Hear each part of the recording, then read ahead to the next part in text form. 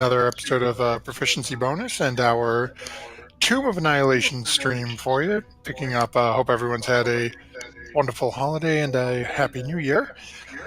We are back to pick up where we left off just 2 weeks ago with our group in some sort of interesting little thing here. But before we jump too far into that, I wanted to make sure I took a couple of seconds. Give me a second. I'm getting a little feedback here.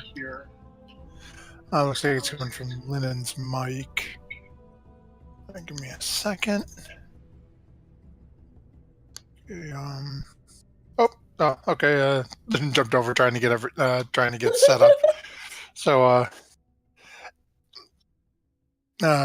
wanted to take a quick moment before we jump too far into it and say thank you very much to Team MZ for their support for small streamers like us, to our friends at Many Sided Dice, who have a wonderful book out called The Lost Artifacts of Greygast, that some of our group actually has a few items that have come out of that, and there may be some more on the way. And thank you as well to Nightshade Creations, who has a wonderful dice tray of shame that our DM on the Friday night game, Michael, has received from them and is going to be raffling off at some point. They also managed to fully fund their Kickstarter for their, I believe it's called the Contender, their small sort of portable dice tray. Got a bunch of great options on it. So if you were able to get in and fund that through Kickstarter, I know they're planning on shipping those out in some point. I believe it was first quarter this year. If you didn't get a chance to check it out there, make sure you check out their site as well. Good friends of the show. With that, we'll jump in. As I mentioned, our group's in a little bit of a pickle right now, as they had, during our time a couple of weeks ago, had run into 3 frost giants who were sort of angrily chasing after their somewhat friend, Artis Keimer. And as a result of finally sort of catching up with them and, running into a bank of strange fog shortly beforehand, as Gizzard didn't want to wait for the party to decide what to do and just drove everybody headfirst into it. Some of our party was a little inebriated, so to speak, stoned on crack, however you want to phrase it. They were in some rough shape. During a battle with the 3 frost giants, our dear friend Artis Keimer fell in battle and was crushed as apparently being the target of the giant's assault. Through a well-placed suggestion spell from our tiefling bard, they managed to get the one giant who was down on the bottom of the ravine with them to, sort of start an argument with the 2 up top and give them a little bit of time to get away. As they made camp for the night, a couple of different members of our party proceeded to sort of give Artis Keimer's body the once-over. Somebody walked away with a dagger, somebody walked away with a longbow, and one of our party members actually lifted his ring. So as the rest came to an end for the evening, and actually, you didn't do this last week, so let me do that right now so we can. They wake up in the morning, finishing the rest of their long rest. The group sort of getting their heads together, situated for breakfast and whatnot. Dragonbait, Artis's close friend and traveling companion, has awoken to see his friend's body basically in disarray. He's obviously been rummaged through, as 3 people searched his body pretty good during the night. He starts looking around the room, and everyone starts getting an extremely powerful scent of fresh baked bread, as well as a little bit of wood smoke. And that's where we pick up this evening. As we toss... Oh, and I apologize, now that we've gone through that and we're opening it up to our party to see what they want to do want to mention that 2 of our cast members here, JJ, who plays Gizzard, and Sarah, who plays Solana, are unable to attend with us this evening. So Quen has been nice enough to step up and offer to lend me an assist with running Solana for the combat portions. I will try to do my best with the Psychotic Lizard, as JJ's given me a couple of things that he had planned for Gizzard for this evening, at least in this most important picking up where we left off. So with that, I turn to the group, and you smell baked bread, and you see one pissed off Saurian. Oh, Dragon Man, what are you so angry? It's too early. It's too early. I know.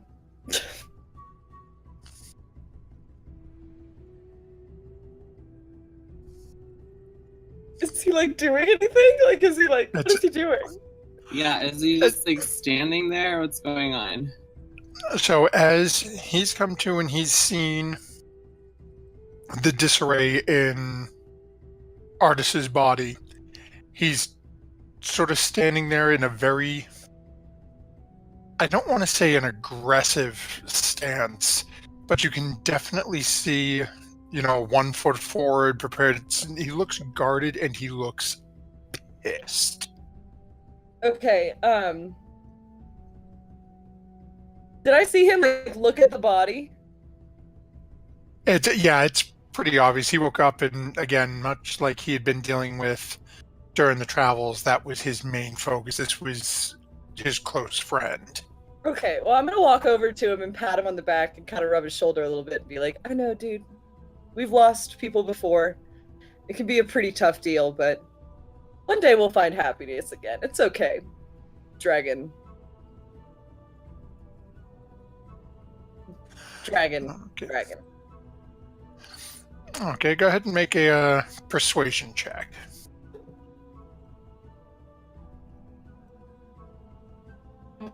Come on.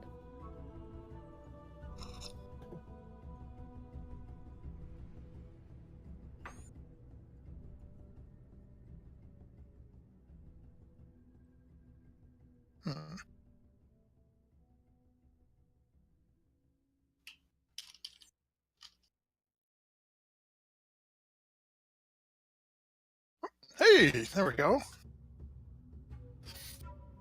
Let's see, huh? Okay, as you're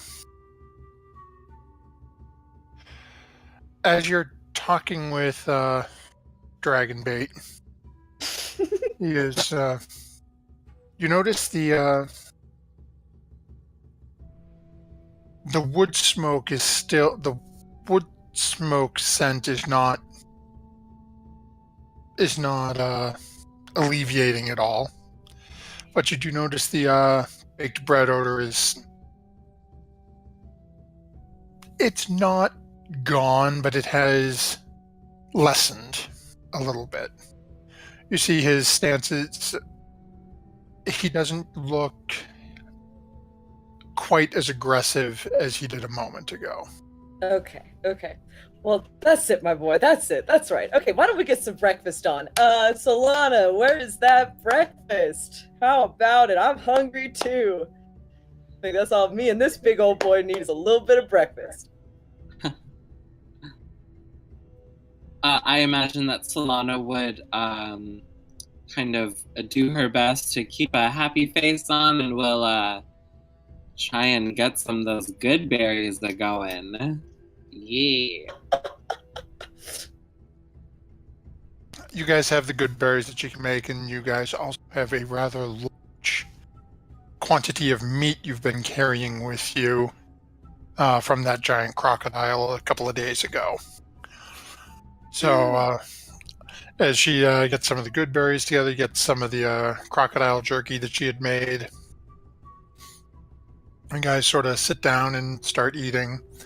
Dragonbait takes some of the jerky, but is still sitting noticeably away from the group of you, right next to Artis's body. And for those of you who are noticing as you're sitting there, every while you see him just sort of straighten things up a little bit. Neaten his shirt and whatnot. And as breakfast goes on, you guys finish eating. You start to notice a very strong scent of roses. And then violets. Actually, go ahead and the three of you make a perception check for me. Oh, lost Lennon.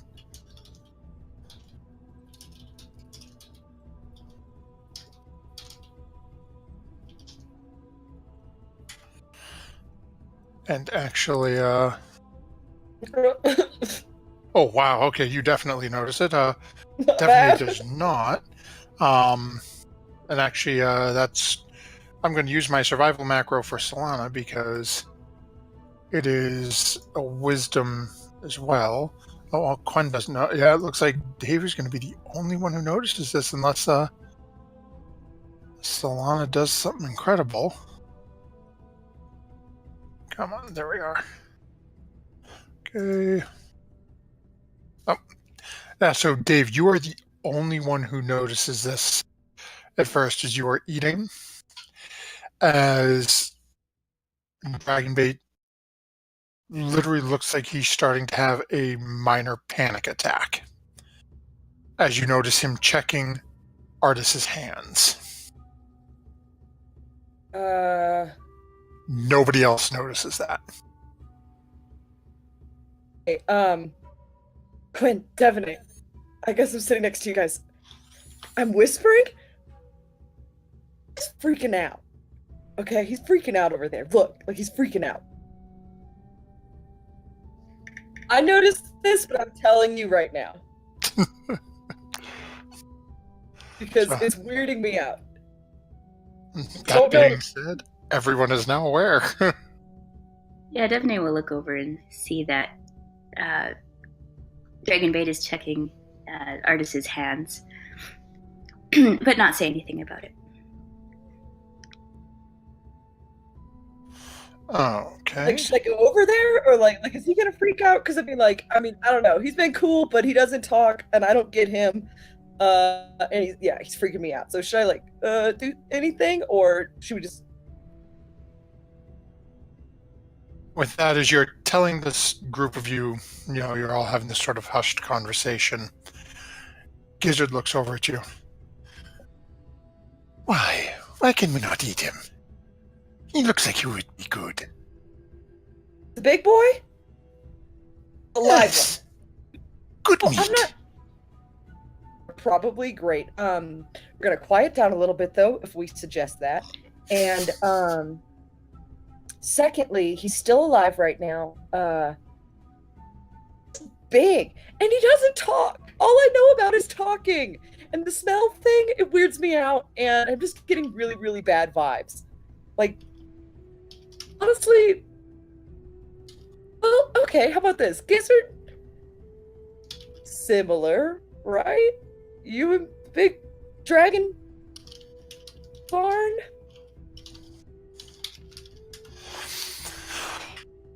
Gizzard just sort of looks at you funny and then looks over at Dragonbait and... No, we are not the same.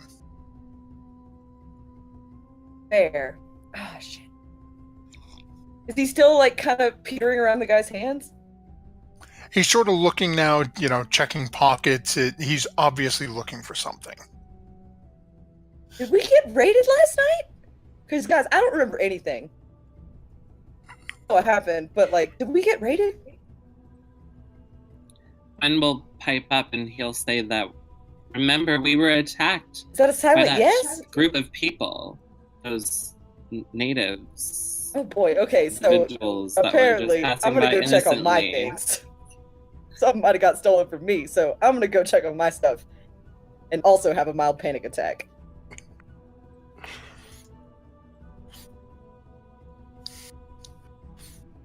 Yeah, we got you, Gwen.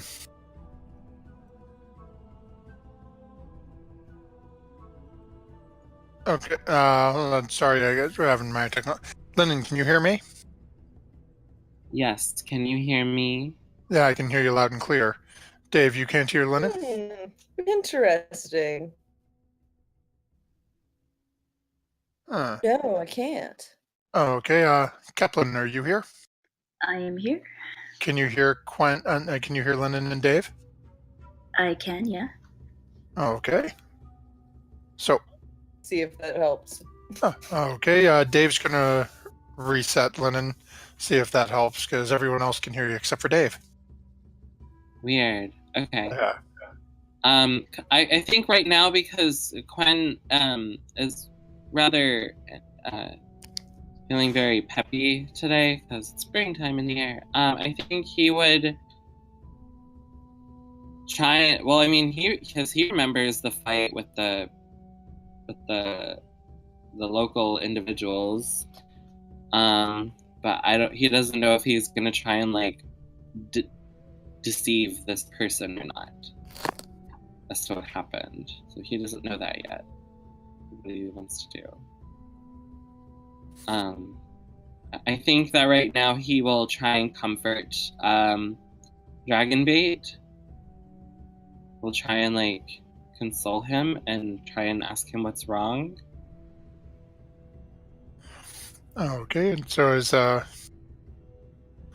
Gwen is having this moment with Dragonbait, Devonay, what would you be doing during this time? I'm still eating breakfast. Okay. Keep, So it's, keeping an eye on Gizzard, making sure he doesn't do anything unwise. Playing it cool. So as Quen is over and having this conversation with Dragonbait, again you get the scent of that same scent of violets, and starting to get a scent of ham mixing in with that. Again, Dragonbait is acknowledging your presence, sort of glancing over and nodding, but still searching. Go ahead and make a perception check for me, Quen.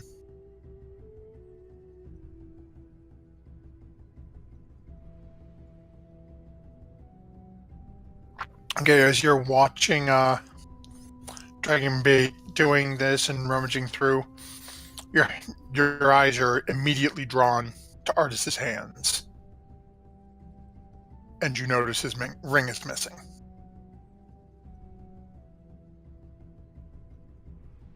Oh dear.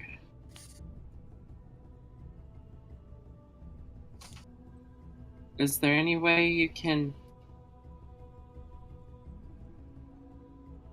I'm at a loss. I don't know what to do.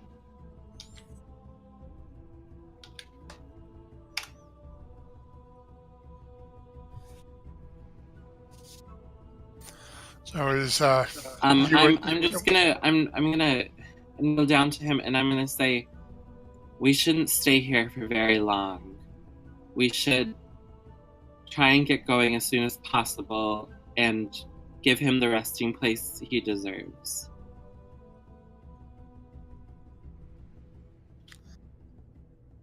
At that point, I'm gonna come back to the group and pretty loudly announce, well, guys, no problems here. We definitely didn't get raided last night because none of my stuff is gone. And we're stealing, so I don't know what everybody's freaking out about.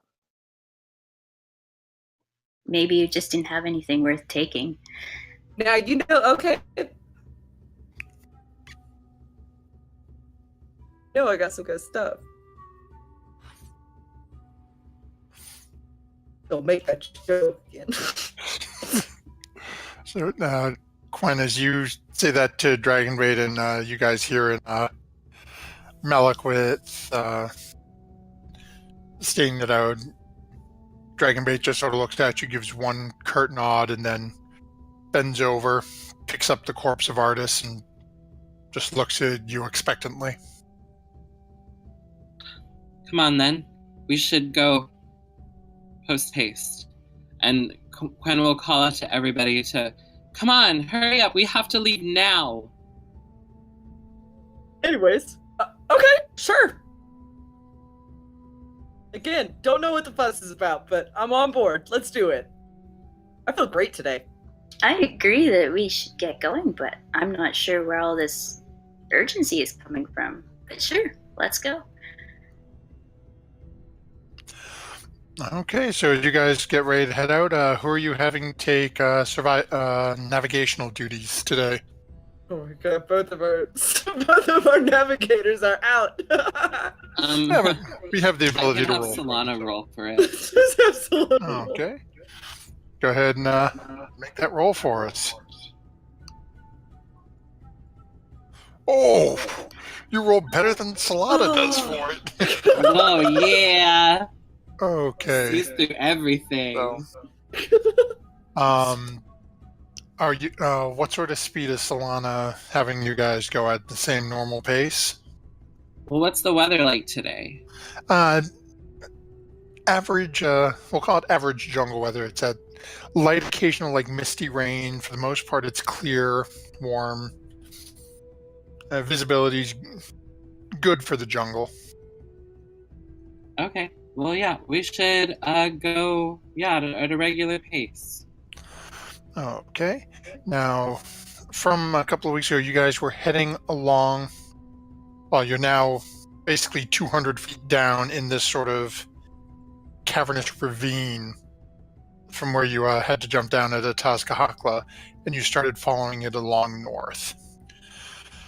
So, as you guys start making your way along, let's see here. You guys travel through the morning. Does anyone want to be taking care of anything throughout the day as you guys are traveling and Solana's leading along the path? Can I have Chi-Chi use his druidcraft to obscure any kind of tracks that we might be leaving behind? Yeah, you can definitely attempt that. I'll add a little bit of a DC if anyone's trying to follow you, so not a problem. So you've got Chi-Chi doing that. Melek, anything you'd be focusing on is... Well, actually, only because you were stoned out of your mind when this actually happened, you notice as everyone packs up and starts leaving, you have no canoes. Oh yeah. Okay, wait. We were. What? Okay.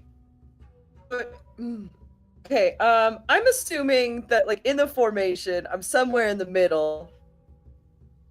Like, Devonay, are you in front or you in back? I think I would be in the back at this point. Okay, so I guess while Quinn is doing Chi-Chi stuff, Devonay, like... Okay, so I get that we didn't get raided last night. What the hell happened yesterday?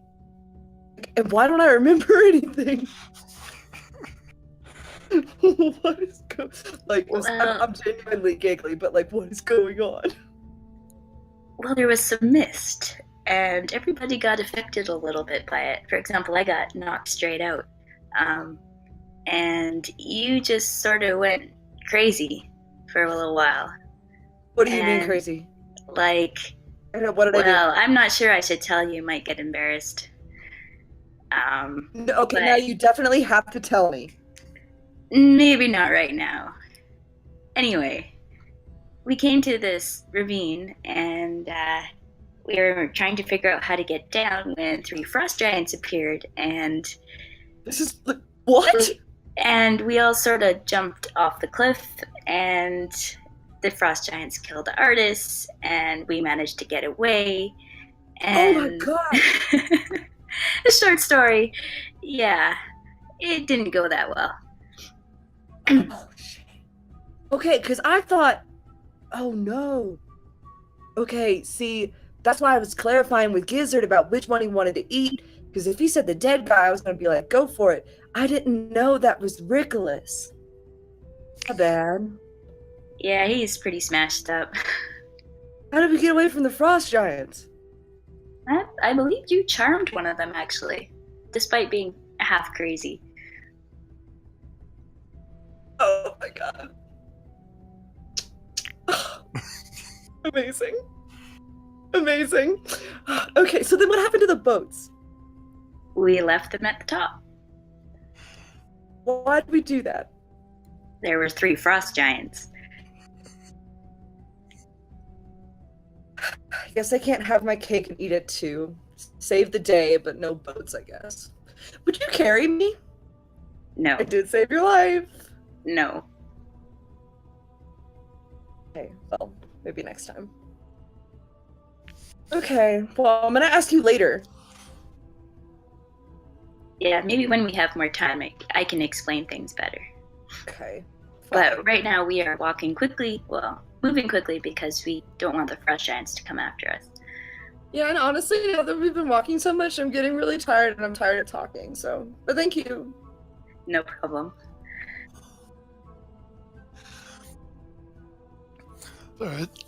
As this is going in, Solana asks Gizzard about boats. With time and supplies, we can make boats, but it takes some time.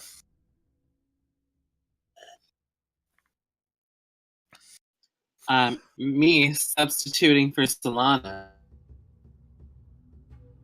Oh, well, maybe we could work together, because I am a druid after all. Ha ha ha ha. Nailed it.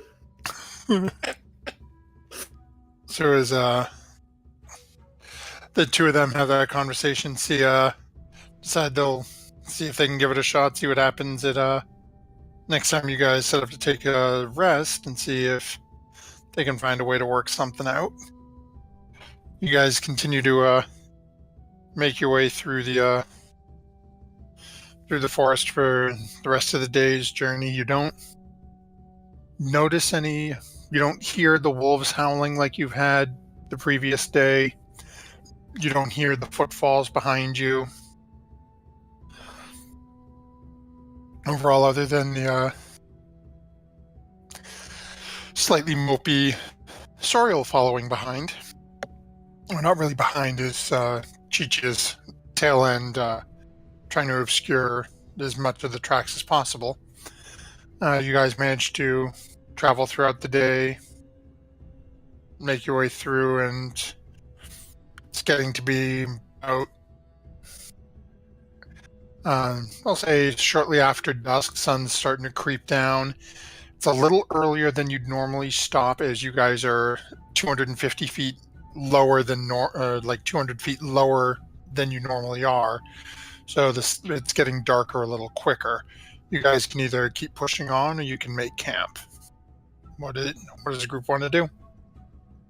Quen will ask Dragonbait how much longer he needs to hold on to Artis. Dragonbait just sort of looks at Quen and then gets a little bit of scent of brimstone and honeysuckle and just sort of looks down at the ground, and it's in where you're located with this ravine and the small, very about 3 or 4 foot wide. I don't even want to call it a river really. At this portion that you're in, it's nothing more than a trickle at this location, and sort of looks at the ground. You get the feeling he doesn't really feel like there's anywhere to bury him at this junction, and is waiting to find somewhere that he can put him to rest. And will tenderly pat him on the shoulder and will say, well, wherever you think is best, I will go there with you.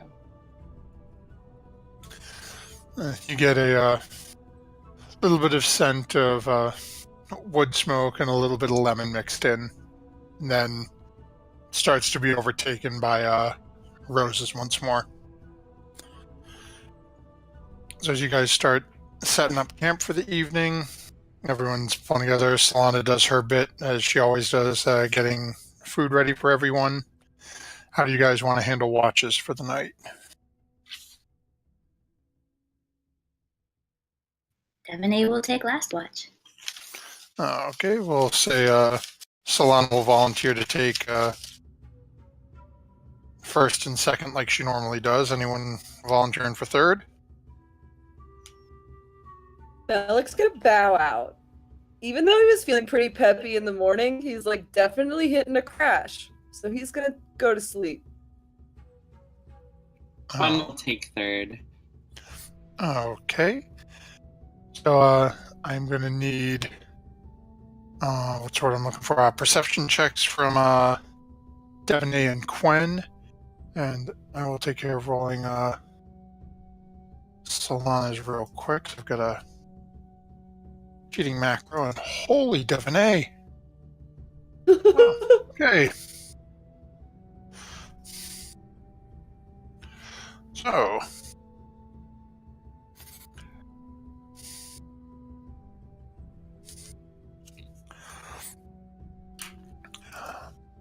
okay, as you guys everyone has their meals, goes through their little evening ritual. As you guys notice, Malika takes care of the fiddles, gets everything ready, and heads into tent after the meal. Dragonbait again, eating just a little bit of the little bits of meat that are available, and then goes off and sits down and starts getting his own situation set up next to Artemis's corpse.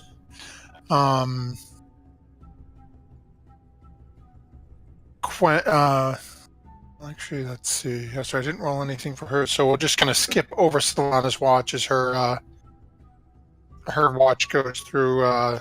2 watches she's covering goes through without a problem. Quen, anything you'd be looking to do during your watch? So Quen Quen is really concerned about Dragonbait and his emotional state, and will just kind of be nearby, I guess, and we'll just do his best to comfort him if possible, but also like try and give him like additional space also. Oh, okay. So Quen's sort of I don't want to say hovering because it always sounds more negative. Making sure you're in the vicinity of Dragonbait in case he's in need of any sort of a support or anything like that. Your watch goes through seemingly without any problems either. Devaney, as you start taking your watch, you see beyond time and space with that roll. Anything you're looking to do during your watch? Just basic watch stuff right now. Okay. So as you make your way through your watch. And again, much like Quen's watch, you really don't hear anything out of the ordinary. The sun starts to creep back over, light starts to filter its way down through the trees into the section of the ravine you're in. And once more you notice that the weather is that same sort of misty, light haze of rain that occasionally sprinkling down. Not enough to impact your visibility or anything like that, though. As you finish up your watch, everyone comes to consciousness for the morning. Once more, Solana pops up, starts getting out more crock turkey, good berries, some of the little herbs and little bits and pieces that she finds during the travel, starts getting breakfast together. what is the group doing? Is they're preparing for the day's travel. Quen is feeling quite bold, and he is doing his best to get everything all together, make sure all of the little bits and pieces are taken care of. Did Solana and Gizzard ever make progress on that boat? Oh, that's I completely forgot about that. So let's see here. So let's see. Let me find Gizzard's sheet here. So do me a favor, Lennon, pull up Solana's sheet and click on Druidcraft for me. That should put the spell description in our little box here for me. Just need to. Oh, perfect. Thank you. That's tiny. Okay, that's. So, Solana and Gizzard take a good over the course of the evening before they turned in for the night. Spent a good hour and a half discussing different options, different ways that they can get canoe or two done, and they seem to have settled on a plan that they can work, but they need an actual full-grown tree, which Solana was unable to grow overnight. And where you guys are down currently in the bed of what used to be a much deeper river surrounded by coral, there is no real trees for them to come and there's no soil.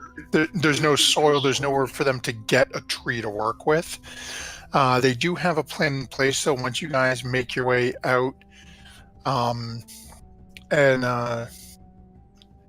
based on, as you guys are looking at the map and given how well Solana was able to navigate yesterday, as she's pointing out, she's pretty sure that within the next day, you guys should be further enough out of the ravine and back into the jungle proper that the two of them should be able to get something done overnight or during the next long rest with once they get to a full-size tree that they can use. Okay. I assume that Solana and Gizzard told the group this, right? Yeah. Well, Solana would have. Gizzard's got meat, so. Okay, well, Quen will say, well, good work, you two. Let us continue forth with that in mind. I agree. Let us hasten Mission to one-day boat. Beautiful tree. And then Quen will charge and lead ahead. Okay, because he's summery and bold today. Go ahead and make a survival check for me then, Quen. If Quen's taking point on it. Quen, don't do me dirty. Oh, Quen, you did me dirty. Aw, man. Okay, let's see here. Was it possible to get Hey, lost? can I... Oh, shit, I have bookmark. Can I take advantage of that? I don't think I can discreetly use that thing, can I? Let me take a look at bookmarks. I can't remember it. Oh, yeah. It can point north. Okay, let's see.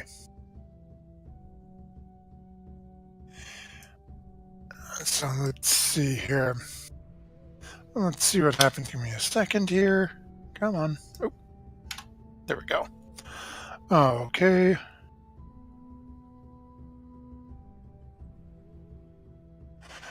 Okay, so even with that, so we'll say that you've played around with it a little bit, so it'll give you advantage on the roll. It doesn't do you a whole lot better, but it helps out a little, given I the location attuned you're to in. it. So, well, right, so it'll point north, so it'll give you advantage on the roll. Okay, cool. So awesome. again, it helps a little bit, but again, with where you are right now, you're in a ravine. So, the first, say, 3 or 4 hours of your trip, it is literally not possible to get lost. The minute that opens up, though, Well, north is a big, wide direction, You're goofed. so we'll see how you guys make do out here, though. So as you guys start heading out for the day, and okay, actually, so that was that. Did that one? Okay, so I got to do 1, 2. Okay, so as Quinn takes off, leading away, everyone else sort of following behind again. Dragonbait picking up the body of Artis and bringing it along. What is everyone else doing as Quinn is taking point on your travels today? I am desperately trying to ignore the smell of Artis's corpse. There's no way that does not stink at this point. None I'm thinking whatsoever. about boats and nothing else. So Malik has put as much distance as it's politely possible and still staying sort of not out on the outskirts of the group. Can Quinn... Sorry.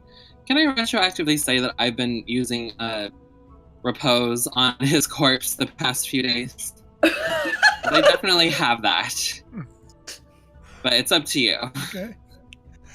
We'll say, what is proposed? It prevents things from, like a corpse from decaying. Oh, okay. Yeah, sure, why not?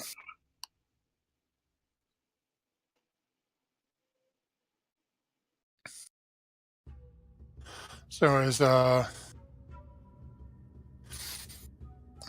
let me actually. Oh, no, I didn't want to click on your spell. I want to read it. Oh, that works as well. Okay. Oh, it's good for 10 days. So yeah, you did that the day he died, so you've still got the better part. You've got about a week left before you got to deal with that again. Cool. Okay. Yeah, so it still doesn't smell great, but it's a whole lot better than it would have been had Quinn not used that specific ritual. Okay, then on second thought, I am casually breaking out into a jog. I would say every 10 minutes or so, just like a light jog. Like, I'm very excited, but also still tired easily. Low endurance on this one. Okay. You guys notice Gizzard is sort of pensive every once in a while. Those of you, you may notice he sort of looks back, glances at Dragonbait, sort of licks his chops a little bit. It's been a couple of days. He hasn't fought or eaten anything, eaten anything live, or recently dead. So, so you've got Quinn leading. Malik. What would Devaney and Solana be doing during this? Devaney is confused. Well, not confused, but concerned that Gizzard or Solana are not taking point and thinks that this might end badly. She almost didn't follow Quinn, but everybody else was, so I'll just go along with it, see how it goes. Got to keep these people alive. So, how far to the back is Dragonbait? He's probably staying anywhere between, say, 25 to 30 feet behind the group. He's carrying granted, what's left of Artis is in rough shape. I mean, he got crushed by a boulder. But he is still carrying, it's what's there is being held together mostly by studded leather armor. He's probably carrying an extra 60-odd pounds on top of his own equipment that he carries with him. The tent, the rain catchers, and other supplies that he had, plus all of Artis' supplies. So seems to be a little slower, but he's still managing to keep up fairly well. But he is a good, like I said, about 25, 30 feet behind you. All right. Over the course of a couple hours, Stephanie will slowly fall back towards dragon bait and offer to carry Artis for a little bit. As you offer, you get a little bit of a scent of brimstone, and then honeysuckle comes through, and he just shakes his head. Well, I thought I thought I'd offer since, it's, I'm not going to say unnecessary, but, it's an extra thing to carry. And I notice you are quite a far ways behind everybody. And you get a little bit of that scent of honeysuckle, a little bit of a lemon scent, and then the scent of wood smoke starts to overpower everything else. You get the sense that he feels this is his task to, his burden to bear. I understand that you were quite devoted to Artis. He was your really good friend, right? And look at you, and you get again the sort of that. Well, I'm going to stop saying roses because basically everything you're getting from him is going to have that hint of roses in it, that hint of that indicating sadness. But you also get slight scent of like almost like a tar. You get an affirmation from it. I'm assuming he knows how to nod yes or no, right? So he can Yeah, do that. Fair enough.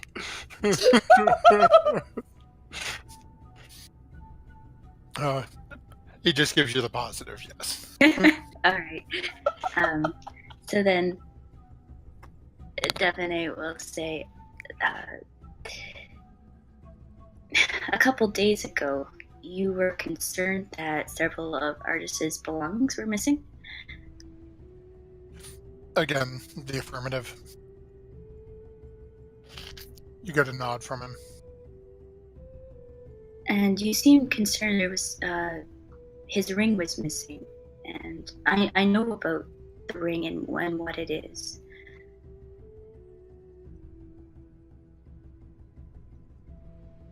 The head slightly cocks to the side, and you start getting a strong scent of him. He seems uncomfortable, nervous. Is the ring why the frost giants were chasing him? A nod.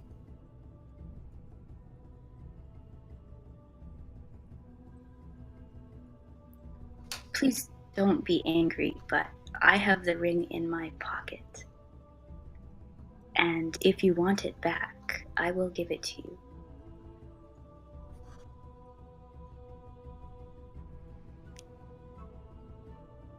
You start to get an underlying scent of baked bread.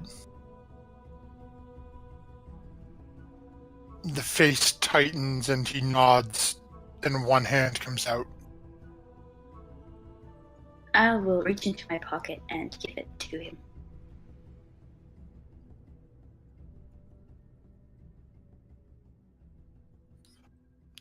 The scent of baked bread starts to fade away a little bit. And he's still looking at you. Very sort of difficult to read expression on his face. Looks down at the ring in his hand. Closes his hand around it. Starts to tuck it into a pouch. Just nods at you once.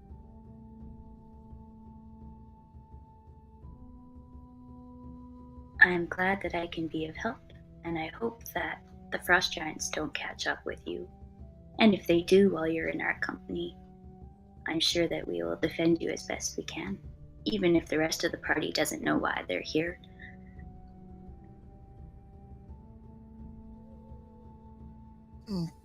You get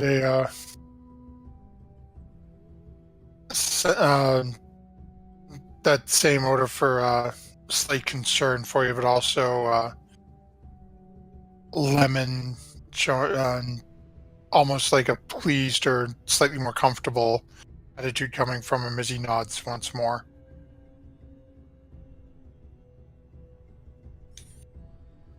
Devaney will nod back and start to walk forward and rejoin the rest of the group, glancing backwards every so once in a while just to make sure he's still there. He seems to be following right along with the group. Still, again, a little ways behind given the extra burden that he's chosen to take, but he still seems to be following right along with everyone.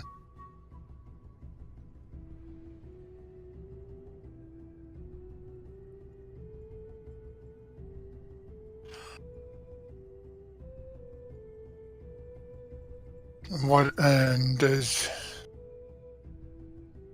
you guys continue on the way, as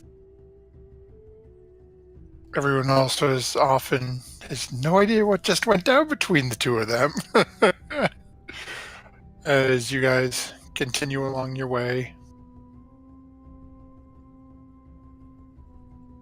midday passes,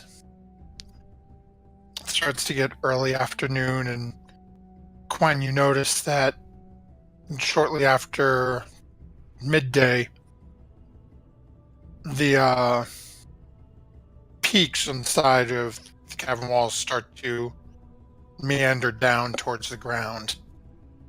Another 20 minutes or half an hour later, you are now out of the ravine that was Atazkahakla. And you find yourself coming back into the jungle proper. As you continue along on your way,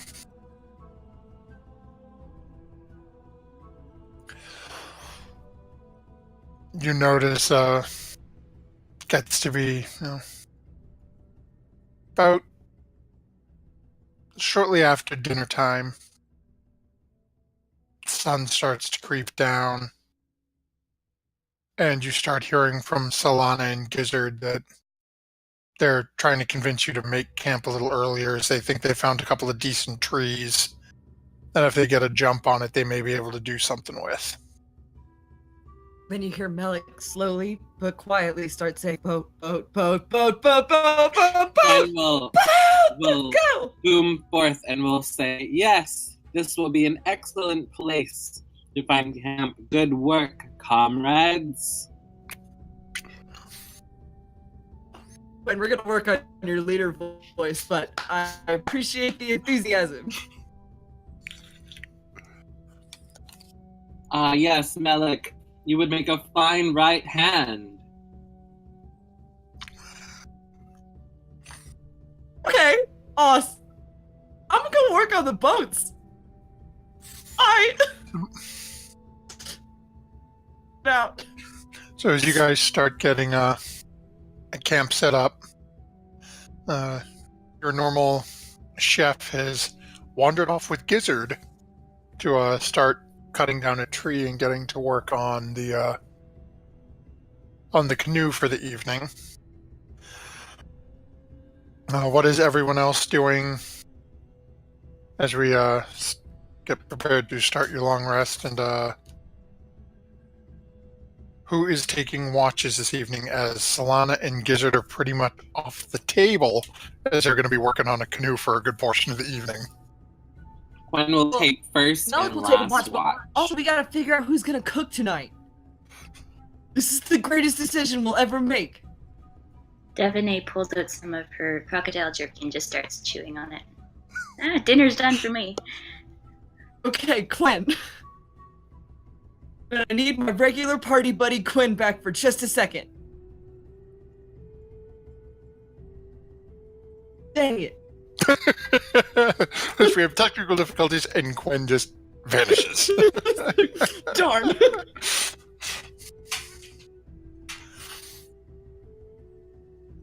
When are you back? Okay, Lennon, do we have you back? Yes, I'm back now. Okay, Okay. Can you hear Dave? Yes. Okay. Which of us should cook?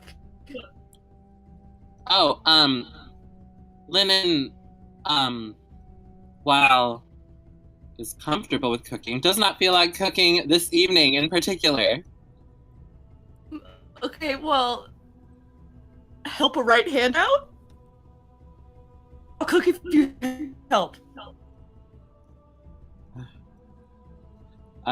Lennon will assist Malik in cooking. Okay, Melik, where this is something you're not as familiar with in the joke, go ahead and make a survival check for me with advantages. You have Quinn's assistance with this.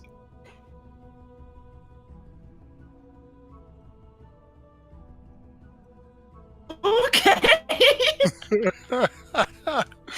So is you guys go ahead and the two of you, as Solana and Gizzard are off, and actually give me a second, I'm gonna make Gizzard's roll so I don't forget to see how well two of them do. Okay, woodwork, there we are. Okay. Oh. Yeah, so you guys are taking care of making your evening's repast, and Malik, you're supposed to be cooking with Quinn's assistance, but you know, as you start doing one thing, you all of a sudden you hear the crack and just poof, as a tree hits the ground, and you look over and you see, oh, nope, not done yet. Go back to trying to cook, and then you can hear Gizzard and Solana working and discussing things. And again, sort of look over as Devonay is eating jerky as you two have cooked. Are you offering it out to everyone? Or are you just making enough for you and Quinn to eat? Oh, the cooking? Yeah, no. It's going out to everybody. This is a variation of Everybody. a family recipe. An army runs on its belly. Liberties just to kind of spice it up a little bit. If you say anything bad about it, I will put a dancing fruit banana in it. Okay. Oh. Let's see here. Oh, where? You said you put a dancing fruit, dancing banana. Okay. Pretty sure I have like 2 left. Yep, no, I just, I cannot remember the save for it. 2 dancing monkey fruit. That's Yep. what it's called. Give me a second, because apparently that did not come over with everything else. There we go, dancing monkey fruit. Okay, I need Constitution saves for everybody except for Devonay, who is saying she was going to eat her own. So I will get one for Gizzard.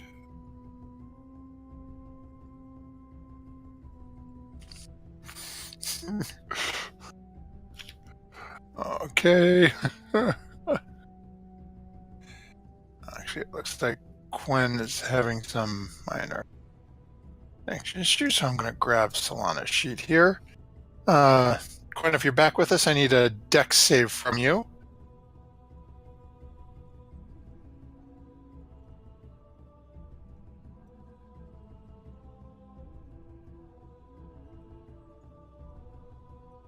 I think I missed that last part. My thing went out. Oh, not a problem. We need a dexterity save as This food may or may not be drugged. May or may not be drugged. Jesus. Charity save. Okay, there you go. Oh, wow. There you go. Alrighty then. I got the spirit in me. I obviously didn't poison my lord. So you give this out and Gizzard and Solana take a few minutes away from the canoe to work on that.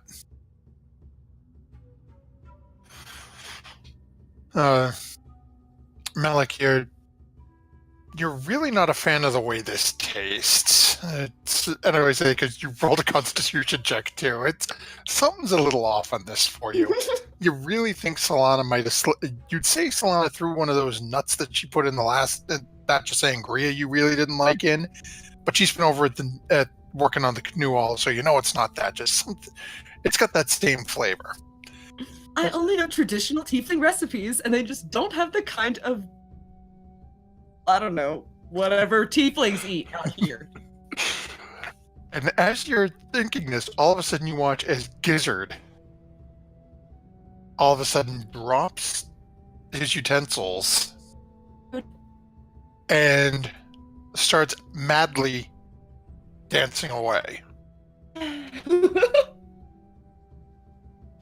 As he burns his full movement to dance for the next minute. Oh, okay. So he is literally,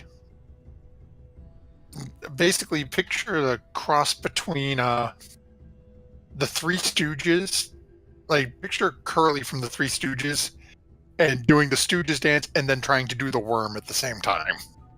No! He looks completely ridiculous. I'm laughing, but I'm sorry. And this proceeds to go on for a full, somewhat uncomfortable minute as the rest of you... give me a second, as I did not think to make one for Dragon Bait. There may be two idiots doing this. Everybody else who made their save, but... They just really like it.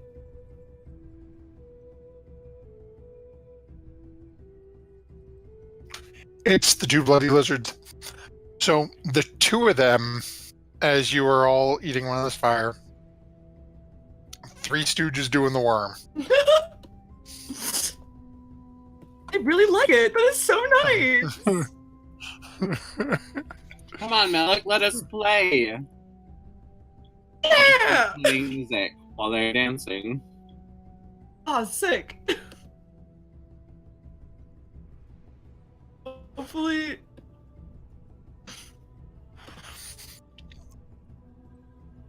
It's middling at best. It's you didn't have your seasonings, it's just messing with you, man. It's mind's on other things right now. You're trying to play, you're watching them, but you keep going, the seasonings were wrong, and why is he dancing? The boat! That's enough. As the minute eventually comes to an end and Gizzard comes back into his, sense of mind, sort of looks at Malik and Quen somewhat nervously and just sort of shakes his head and goes back over to continue working on the canoe with Solana's help. As the two of them go, I know, Quen, you said you were going to take a couple of watches. Daphne, you said you were going to take one as well? Yep. Yeah, Quen is going to take first. I will also take one. Okay, so do me a favor. For the three of you, go ahead and give me perception checks, please. Also, I just want to look at Quinn and say, never again will we cook. Promise. Awesome. Okay. Wow. Okay.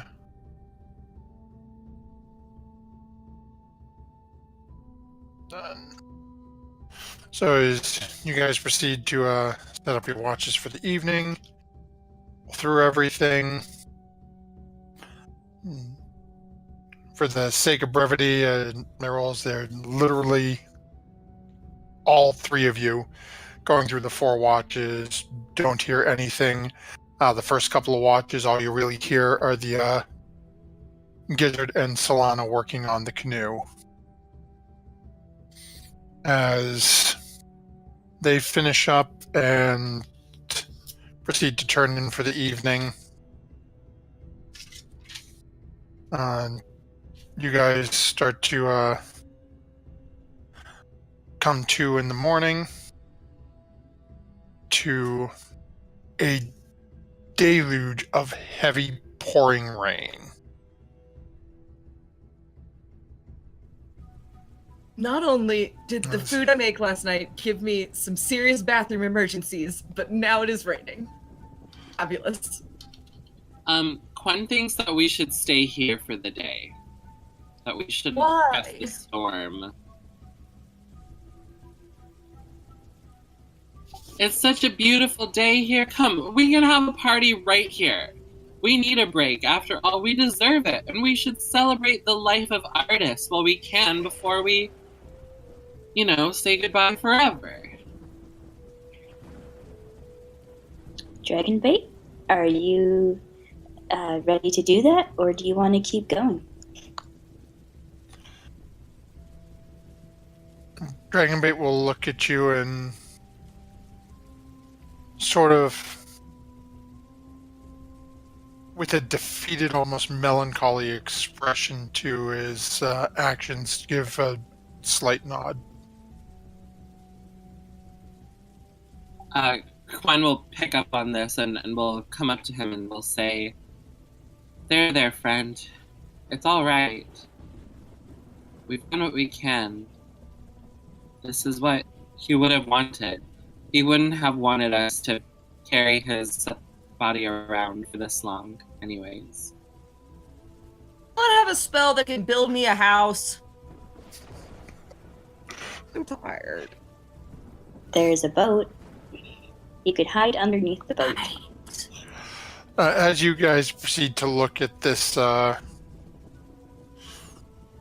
creation of Gizzards and Solanas, it's, as you're looking at it, Gizzard says, there is more finishing to be done, but it floats. As you look at it, it's a little longer than normal. Unlike the normal canoes you've had where you had enough people you needed 2 of them, looking at this, you see you could fit everyone in there. He has a couple of very nicely carved oars already set into it. The canoe itself, the outer portion of it is smooth, it looks seaworthy. The inside, though, you can see is still a little, we'll call it rough around the edges. And Gizzard proceeds to say, with a little more time, he can sort of neaten it up during the next long rest. Or if you guys take Quinn's advice and hang out for the day, he could do some work on it today.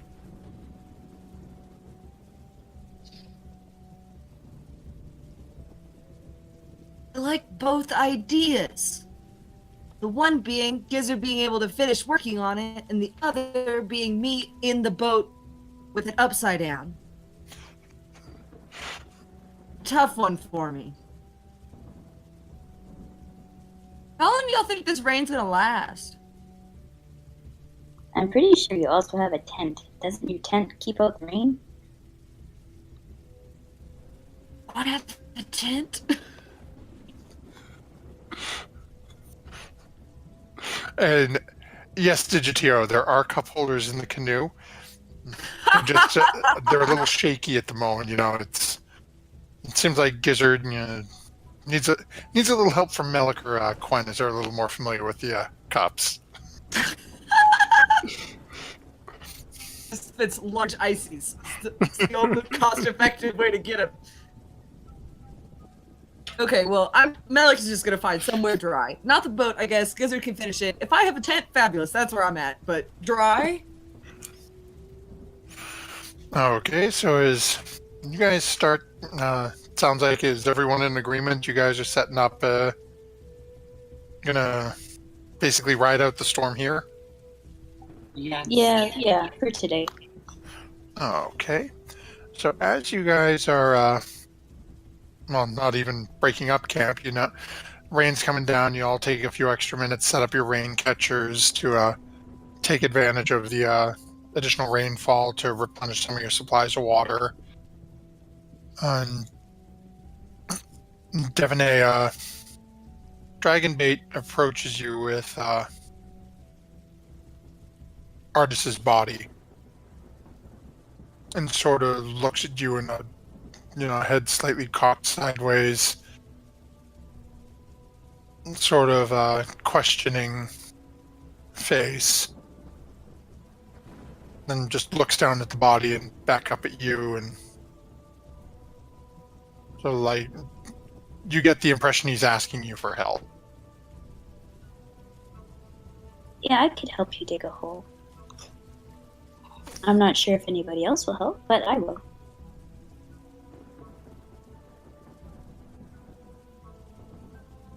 So is Melik and Quen. I'm pretty sure Solana would probably agree to help. Gizzard, I don't know so much unless somebody really pushed him to do it. And Solana with the highest passive will notice that Dragonbait and Devaney start walking a little ways into the tree line with Artis's corpse, and Solana going along to follow them. Melik, Quen, what would you guys be doing during this? Is Gizzard working on the boat? Yep, Gizzard is over. That's actually a good point. He wouldn't even be paying attention as he'd be finishing up on the boat. Okay, so Melik's in his tent, but like lying on his stomach with a little cheer Gizzard on while he's working on the boat. Okay.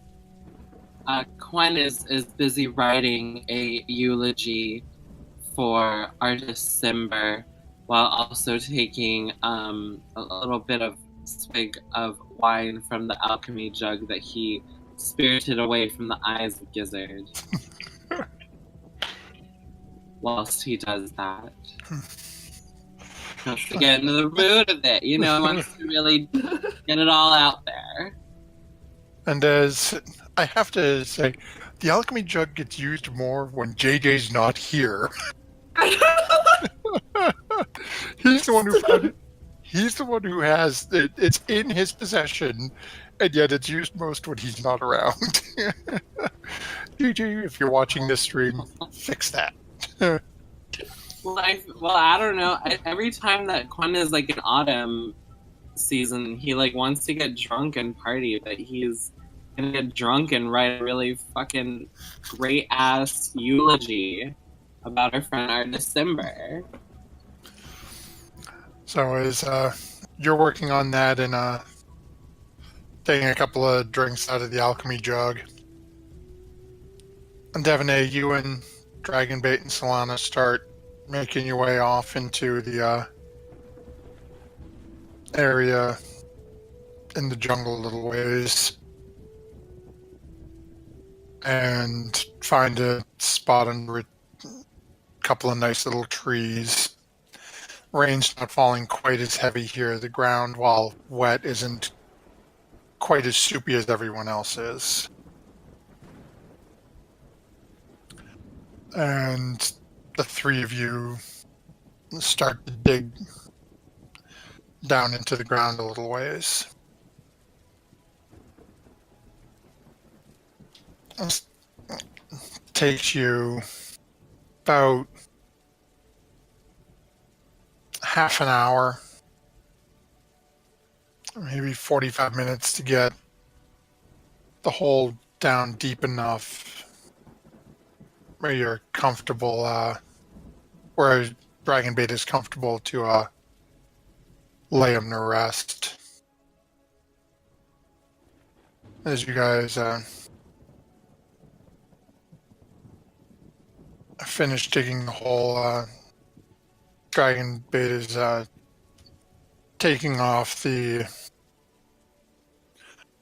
torn, sort of slightly bloodied cloak that Artis had been wearing. Proceeds to wrap his body in it.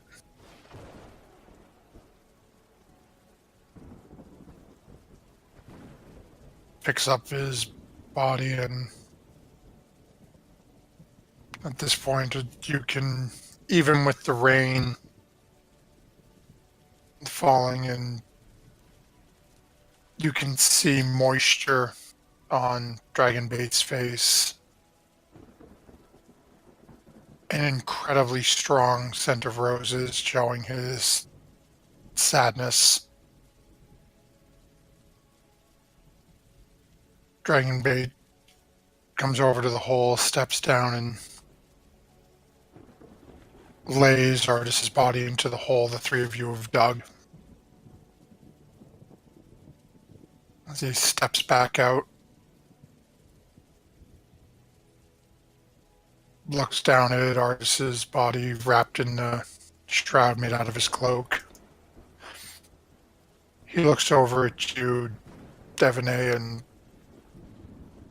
sort of nods slightly to you. Looks over at Salon, who helped dig the hole, gives her a slight nod. Is there anything you would be doing during this? Quen will sense the air and will kind of say something now. He's gonna read the really awesome speech that he wrote. I didn't write a speech, but can I roll for it to see how well it goes over? Sure, go ahead and roll a performance check. And Devaney, what would you be doing as Quinn's coming over to join you guys? Is there anything you'd be saying to Dragonbait or Solana as you guys have finished digging this hole and Dragonbait's light him down? Devaney wouldn't be saying much, but she would be silent and sad-looking.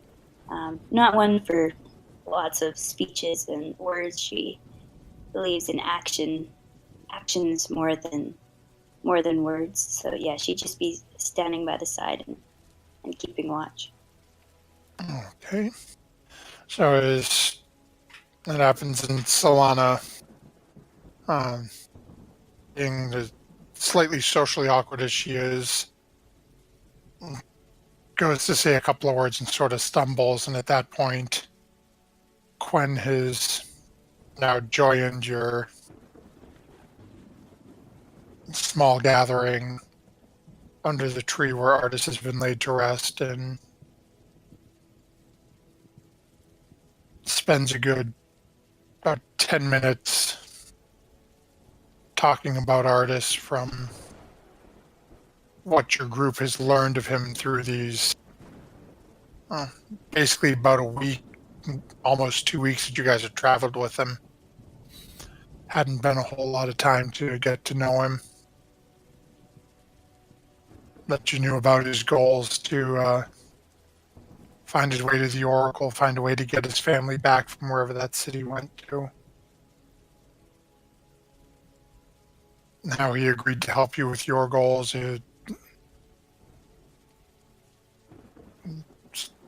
Throughout the time that Quen is talking, you guys just, that scent of roses is overpowering. It's almost sickening how powerful the scent is.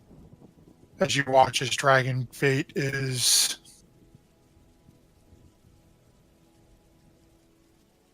silently, but the shoulders heaving, and looks to be sobbing almost inconsolably at this point. As Quen's eulogy comes to a close, what is everyone doing at this point?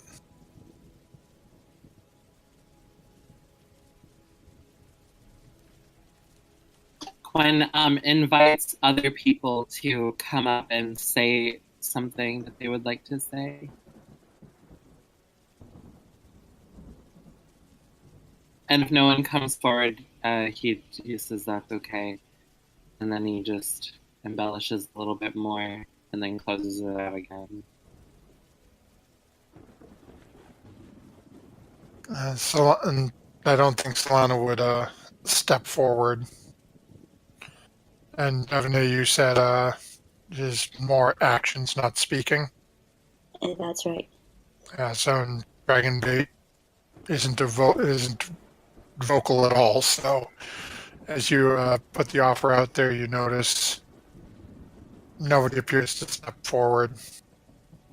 So as you go through and proceed to close out your eulogy, the service comes to, the impromptu service comes to a close. Can I ask Chi-Chi on the side just to kind of grow over the grave with just some native pretty flowers? Yeah, definitely. So as you asked Chi-Chi to do that, and as Solana notices Chi-Chi doing that, Solana will aid and do a little druid craft of her own, sort of a little some sort of little marker for the for the spot.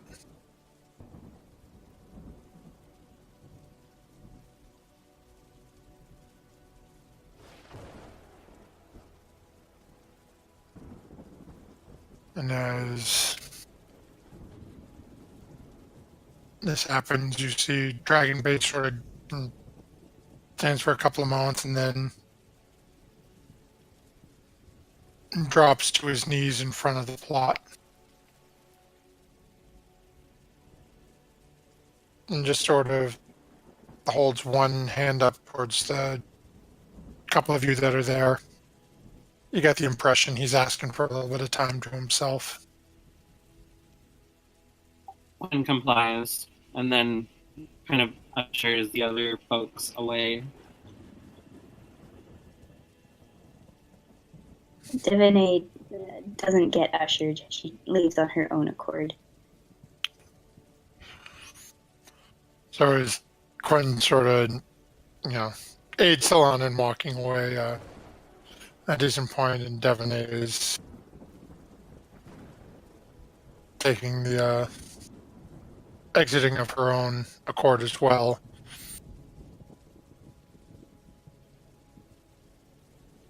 We will take this moment to take our brief 5 or 6 minute break and say thank you for those of you who are here with us watching. As we have had to deal with a slight downside to this evening's episode, but they're going to take a quick 5 or 7 minute break to refill our beverages, facilities, and whatnot. And we will Crap be really quick. for those of us who need to, definitely. So thank you very much to everyone who's watching. Thank you to Team MZ and everyone else. And Mr. Producer, if you will bring us on over to our break for the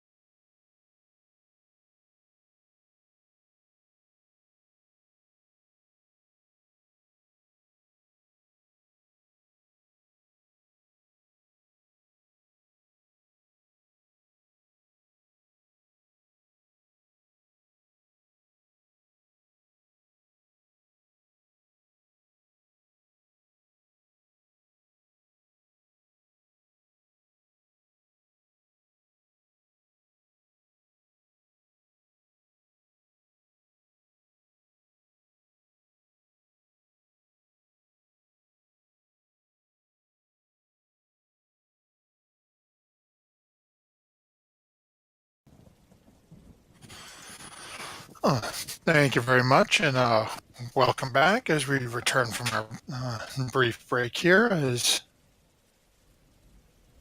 our group has decided to ride out the storm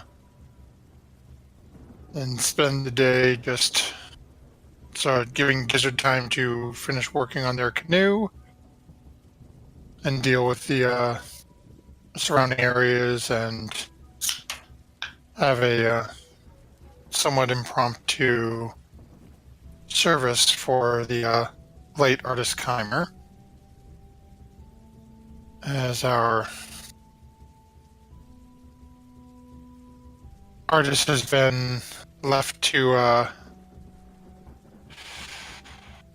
laid to rest at this point. Our group has made their way back towards their tents and campsite as Dragonbait has requested some time on his own with the body of artist. And our friend Gizzard has been working on the canoe, being cheered on by Melik, peeking out of the underskirt of the tent. And with Solana's return after the brief service, two of them spend the rest of the day working on getting the last few things on the canoe taken care of, and easily managed to get the inside of the canoe polished off and perfect and ready to go. Cup holders and all situated for the next day's travel. As the day proceeds, you don't really notice much else going on. Is there anything else people would be taking care of? The rest of you, Gizzard and Solana, are pretty much dealing with the canoe. Devaney, Quen, Melik. I know, Melik, you said you'd be cheering him on. Anything else you guys would be doing today? Yeah, I mean, I think Melik picked up on the mood a little bit as far as like the service goes. I think a little bit like he's just gonna come out next to Solana and Gizzard as they work on the canoe. Not really helping, just kind of seeking a little bit of like shit. Okay. Quen, what about you? What would Quen be doing during this? Gwen would just, I don't know what Gwen would do. I think you'd try and go back to whatever's left in that alchemy jug and try and polish that off.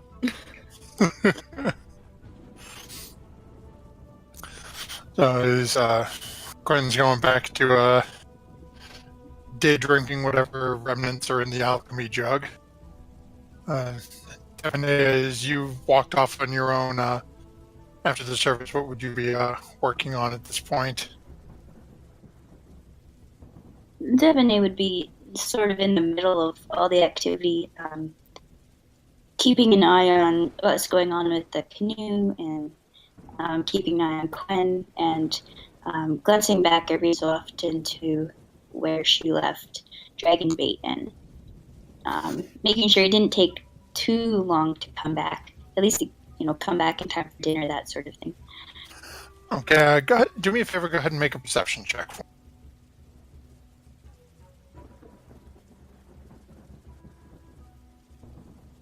Okay. As far as you can see, it looks like he's still just kneeling down over. And so beyond that, you don't hear much going on in the area, given the heavy rain.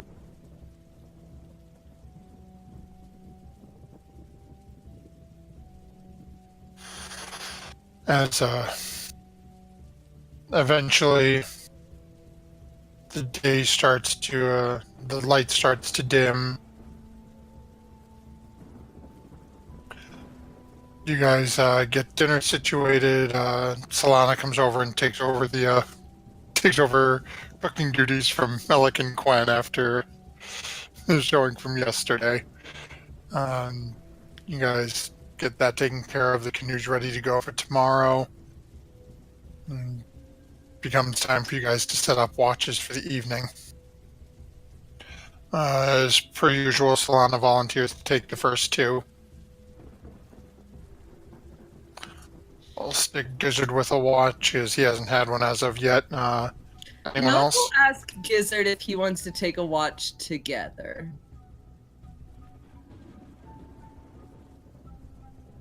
Gizzard will nod. We got Gizzard and Millet going together. Then we need one more. Devaney will take last. Okay.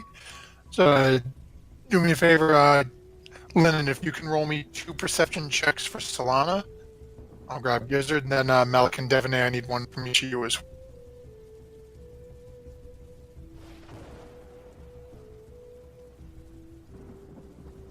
Okay. So we have 18. Can you take the last 2 perception checks, the ones with the +7, because that was actually the one on Solana's sheet. Okay.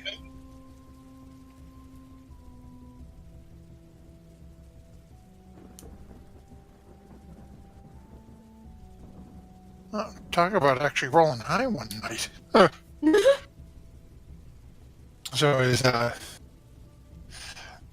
Solana takes the first couple of watches. This point, Sunset Dragonbait is come back and is eaten a little bit of what Solana prepared. I'll phrase it, didn't say much, didn't really react or interact with anyone much other than to grab food. Made his way back over to his tent and, came in, ate, went back. First 2 watches passed without any problems. Solana gets Gizzard and Malik up for their watch. Anything in specific you'd be looking to take care of during this watch, Malik? Nope. Oh, okay. I like So Gizzard specifically because he doesn't talk much. as you two are handling through your watch without again, much the same. Gizzard seems to get distracted every once in a while by the rain and different things going on around, but as you watching, you don't hear anything out of place going on in the jungle. Normal sounds of the creatures and whatnot.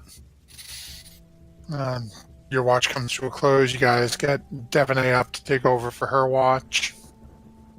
Much of the same. Devaney, you hear the same normal sounds. The storm still, the storm that's been rolling through all day for you.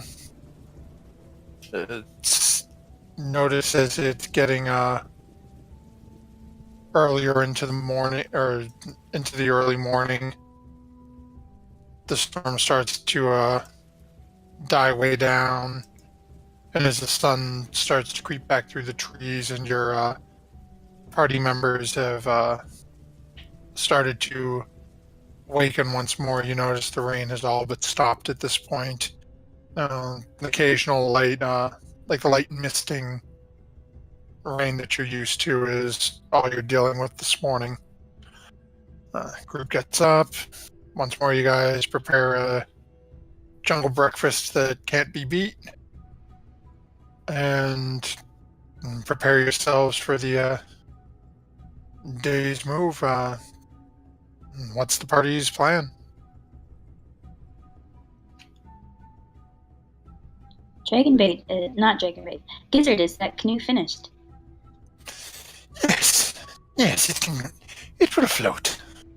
Ooh, can I try it?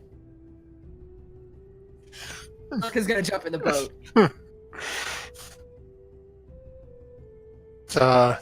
Now that you're up close and personal with it, as compared to when him and Solana worked on it the first day, and just sort of had, the rough smooth outside. I mean, this thing is finished completely.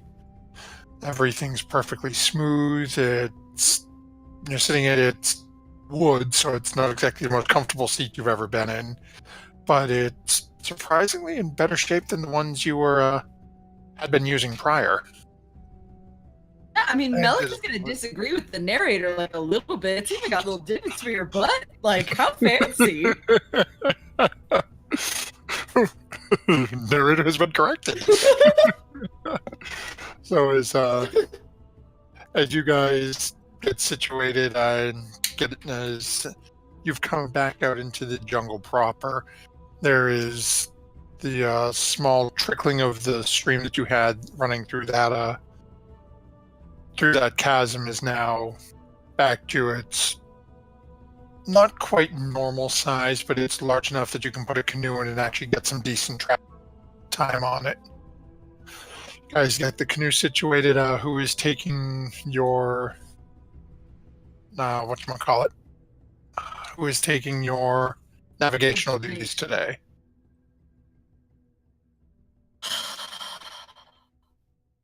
I vote for Solana again. Okay, I'll second it. Okay, Quinn, can you go ahead and roll me a survival check for Solana? We'll see how this goes. Okay. So let's see here as you guys start moving along the way, and I'm assuming you guys typically do normal pace. I'm assuming you're sitting at that same normal pace. Yeah, sure. Okay. That's the wrong thing. Okay.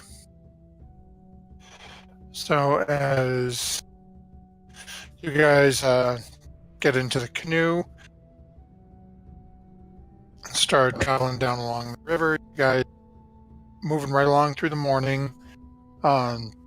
Very much impressed with Solana and Gizzard's handiwork. You seem to be making very good time going along the river, better than you would have expected. And traveling through, you take gets to be about lunchtime, and you hit a point in the river. There's a small waterfall in front of you, and you're on the lower portion of it. The river continues about maybe 25, 30 feet above you, but as you notice off to the left-hand shore, there actually is a path that looks wide enough for you to ford the canoe up. So as you guys sort of pull over to the side and hoist the canoe out, trudge it up the 35 or so feet up and around the bend back up towards the river. You notice Solana's almost, you'd say Solana's ears perked up as she starts turning and looking. And I'm going to ask everyone to go ahead and make a perception check for me.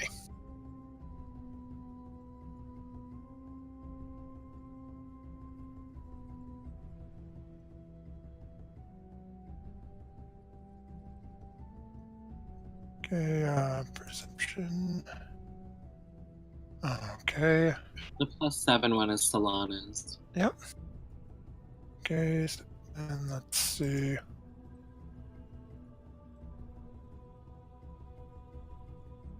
You know what? Keep forgetting I can cheat because perception is the same as my whatchamacallit, as survival. I can cheat and use my survival macro. Wow. Dragon Bait did not see anything. So what would our marching order be? I know Solana's up front where she's navigating. Where would the rest of you be? Keeping in mind you're all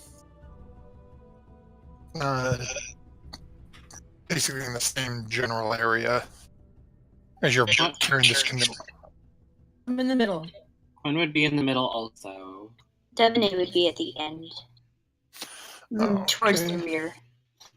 Yep, so I'll put you back with Dragon Bait. And we'll stick Gizzard somewhat up front with that's right. Okay. So as you guys are making your way up to the top, and you've noticed Solana sort of perk and start looking around. Okay, so out of everyone, Devanay, you and Dragonbait in the back don't notice a thing. Quinn, you don't notice it. Literally, it's Solana, Dragonbait, and Melek, actually. You start hearing a rustling sound in the lead. Give or take, you think probably about 20, maybe 25 feet away from you. And you can hear very rapid footfalls. And it's coming towards you. I'll stop. You figure you've got 5, we'll say between 6 and 12 seconds before whatever this is on top of you.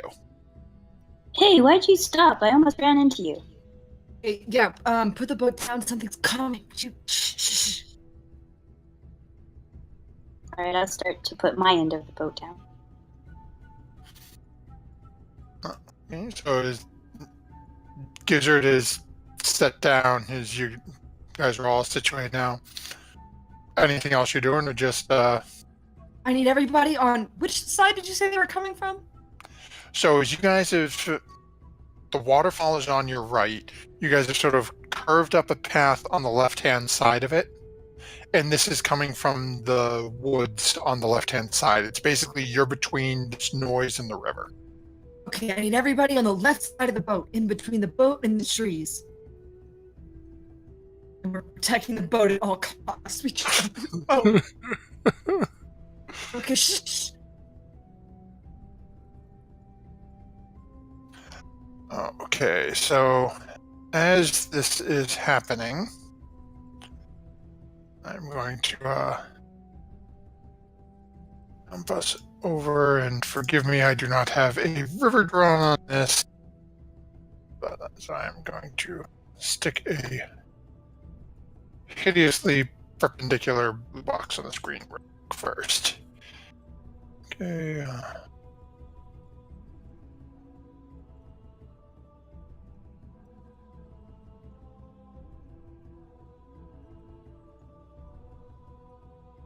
Okay.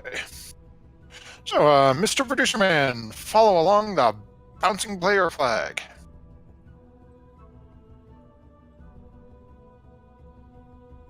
So that you guys are.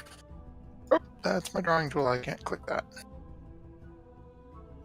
You guys are currently right here.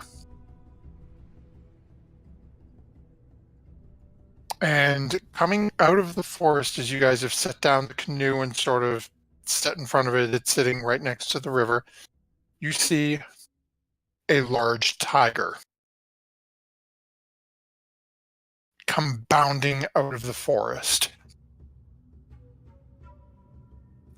And it's coming at you, and it doesn't, as it's running, it doesn't look to be aggressive to you at the moment. And in the background, as you can hear these couple of quick footfalls, you hear a larger, heavy thud coming behind it. Okay, you guys, I read about this one time. On many travels, we just have to make our I presence imagine that known. Solana would want to cast. And I'm gonna step forward. Hey! We're here! Okay, so as Malika stepping forward and clapping, Lennon, what were you saying? Solana would want to what? Solana would want to cast Speak with Animals. I think. Okay, do me a favor, go ahead and click that. Let's see how long that takes. I don't know how if she has. Hold on. That's just like a first level, isn't it, or a second? I'm not sure. I don't think she took it. No, she didn't take it. Okay. And she may want to speak with the lovely little critter charging in, but unfortunately, it apparently does not have that ability at the moment. So as this tiger is rapidly approaching again, does not appear to be aggressive. And Melik, you said you're basically stepping forward, doing the whole sort of bear thing, like throwing your arms, just making your presence known to the tiger. Yes. Okay. No, look, wait, there seems to be something else besides this tiger.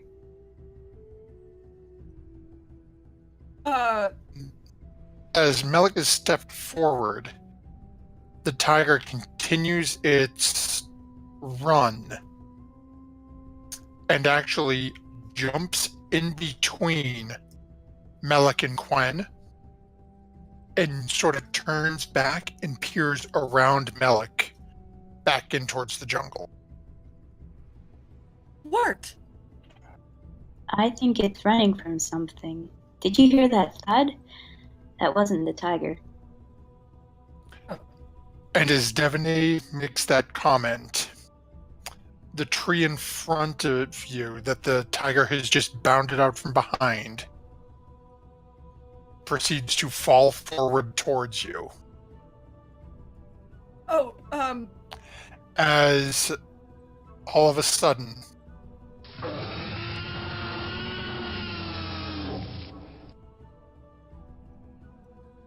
no. a rather large friend seems to be chasing said tiger and has now just run into a whole group of people. And with that, I need to ask you all to roll initiative. Oh my gosh.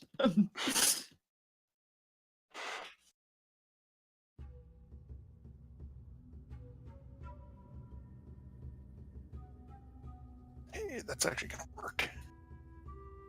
Here's Gizzard.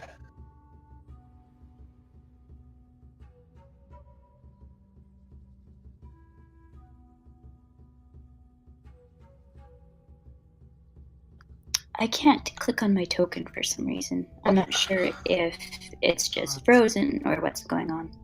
No, I had this been once before. Let me just fix that real quick. No, there we go. I just Yep. worked.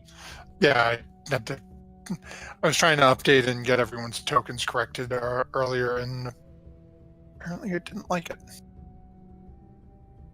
Okay, and then where are you, tiger?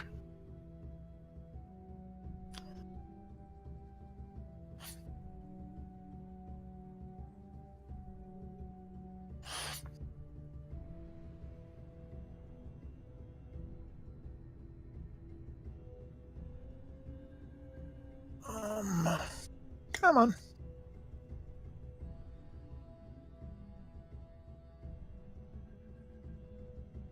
Oh, come on, character sheet, you're killing me here. Perfect.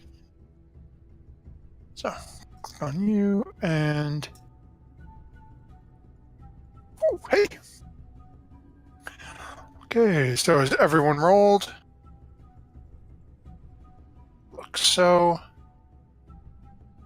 And I am not Quen, Gizzard, Solana, Devaney. Yep. Okay.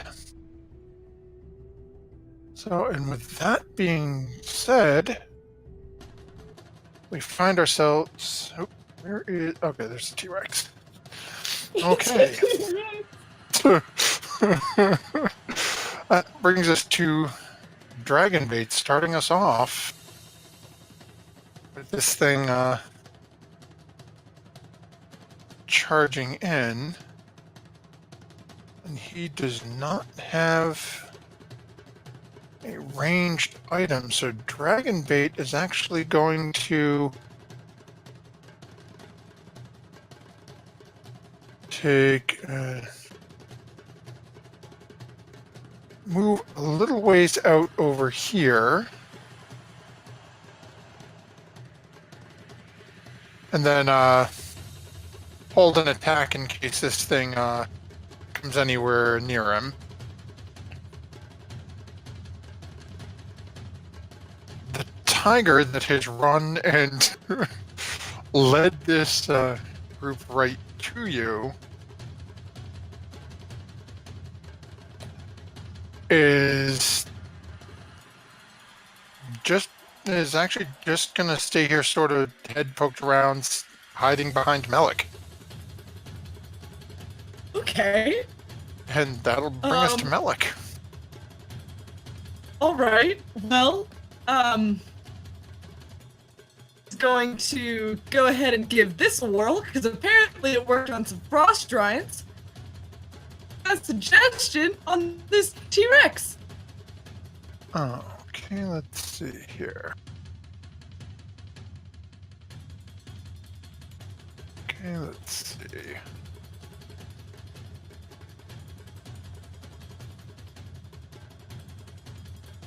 Come on, where is...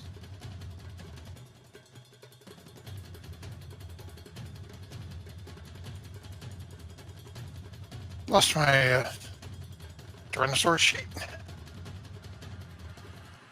Okay.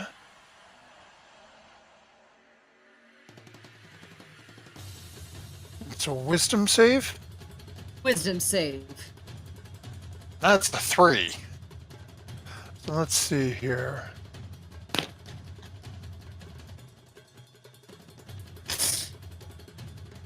Okay. So, and what are you suggesting to the T-Rex that it do? I need you to turn around and run as far as you can until you can't run no more. Okay. So we'll see what happens here. And anything else you're doing? No. Okay. And that'll bring us over to Quen. Has the giant dinosaur hasn't reacted to Melik's spell yet? Not as of yet. You won't know if anything happens until its turn. Okay.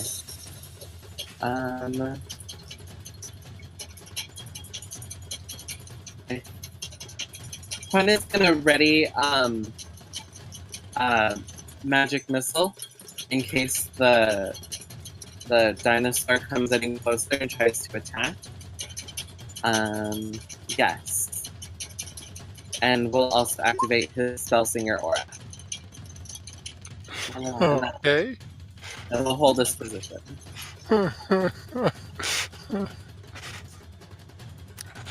And Dave, I find it so funny you type that because you know exactly what Gizzard is going to want to do. I read the last sentence and then I saw the turnover. Like,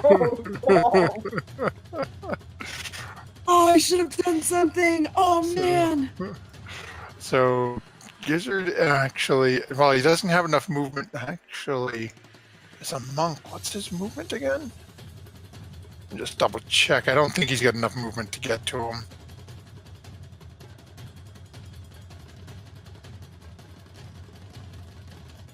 Uh, 40 feet.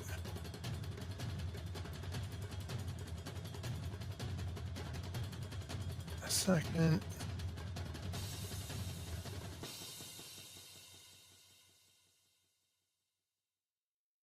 As a bonus action. Yeah, he can actually get there because of his monk ability. So he is, as he wanted to. Actually, he can get there even without having to do it. He is going to charge at the T-Rex and try to jump and climb onto this T-Rex, as all he has wanted to do is try to ride a dinosaur. Wait, this might. So we're gonna have him make a athletics check to try to jump, as this is a huge freaking thing. and see whether or not how this is going to go.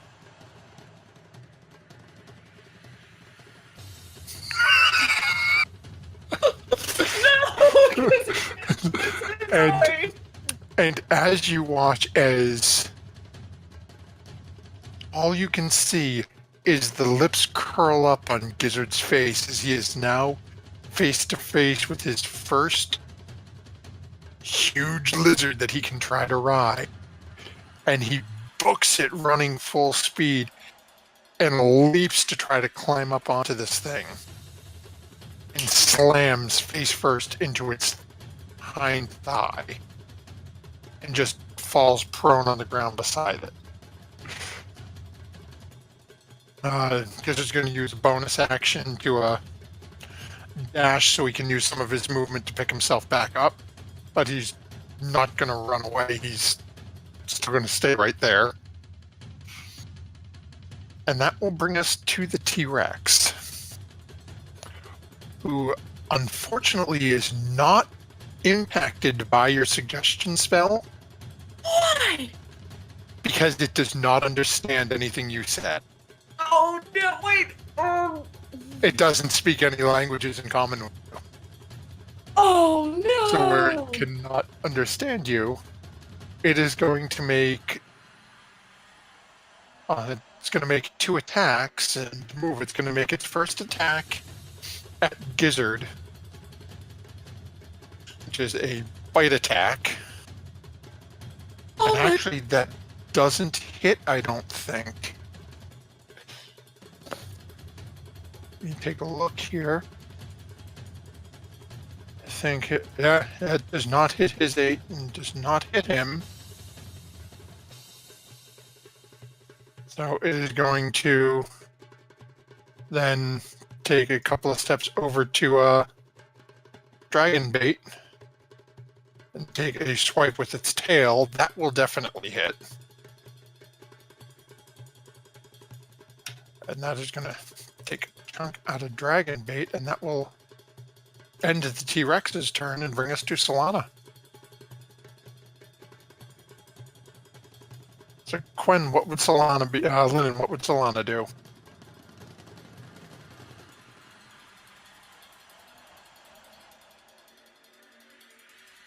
Linen, are you still with us? Okay, Dave, Dave, Kaplan, can you guys hear me? Yeah, I can hear you. Okay. So it appears we may have lost Linen.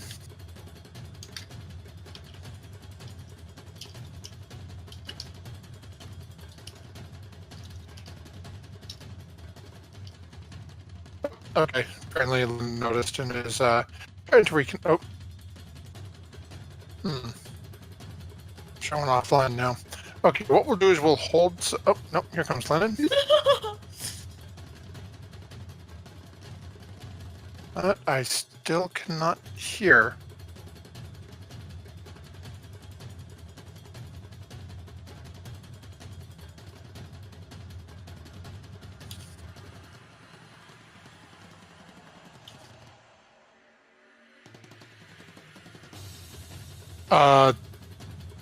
Okay, so Lennon said Solana's going to hold a flaming sphere until the dinosaur attacks. Lennon, it has already attacked. It tried to chomp on... And she casts Flaming Sphere. Okay, go ahead and click on that for me. So I can just pull up and see...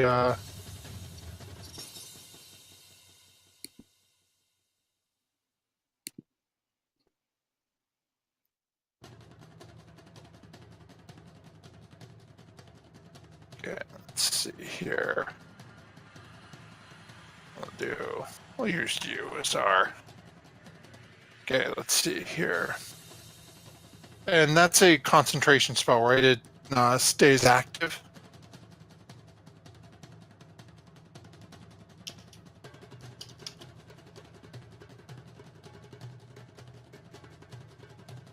Okay, it looks like we're having some minor connection issues for Lennon.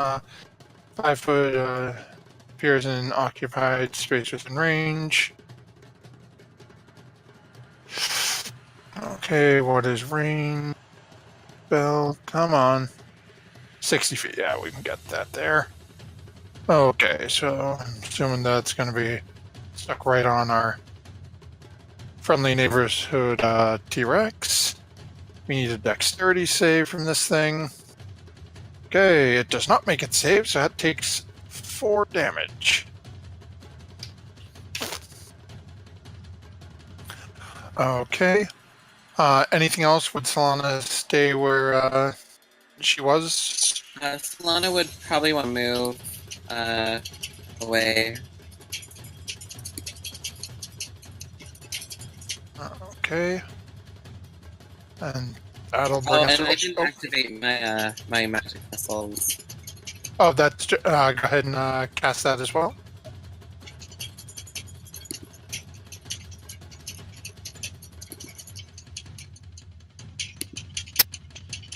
While we're waiting for that, because that just automatically hits. Very nice. And then, so Devaney is, you see this dinosaur has tried to bite. Gizzard is now slammed its tail into dragon bait. What are you doing?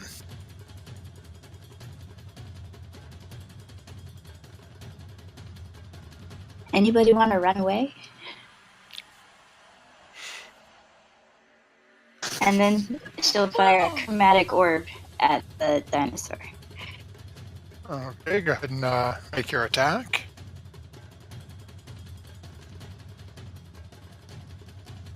Okay, so that'll hit. Go ahead and roll your damage.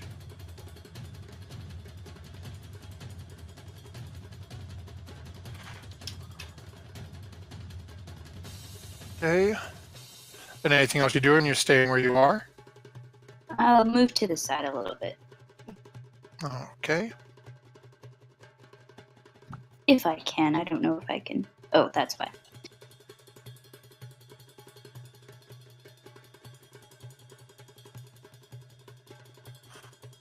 Okay. That'll bring us back over to Dragon Bait at the top of the order. Who has... As he has just been tail smacked by this thing, is going to make his 2 attacks against said beastie with his long sword. Okay, go ahead and give it a shot, Lennon. We will. We got a couple of moments before your round.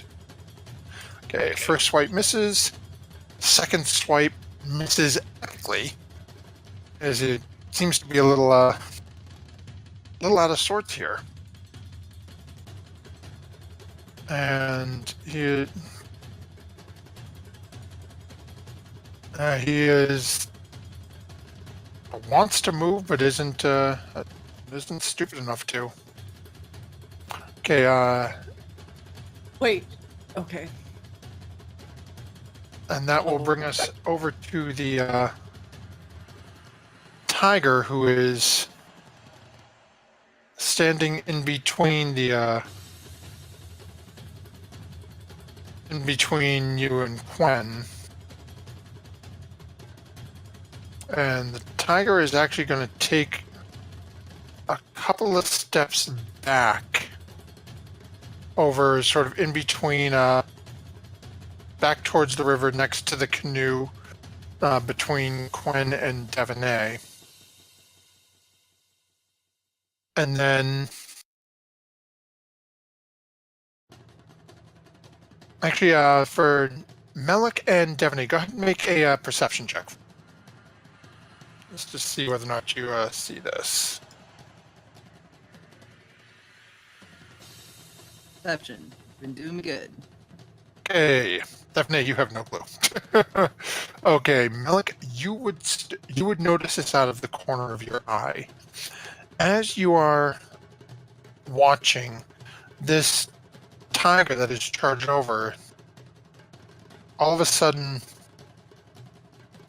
starts to stand on 2 feet. Oh, shit! As this tiger slowly changes into a somewhat tall human female who is now standing on next to your canoe and is looking on her back trying to pull out her longbow. Okay. And I just accidentally deleted her off of the initiative. Because, you know, genius. So, give me a second here. Just gonna reorder that, and that is actually going to end her turn. Oh wait, was she before you? Yeah, she was before you, right? She was before me. Yeah, the tiger was before you. That's right. Oh, okay. So as you just saw a tiger turn into a woman. What? Okay. First shark to know this. Awesome. Okay. Can I ask you a question about Bard Inspiration? Sure. Figuring that out. Is that like a bonus action, a regular action? Bonus action, I believe. Okay, so for a regular action, going to cast Shatter. Okay.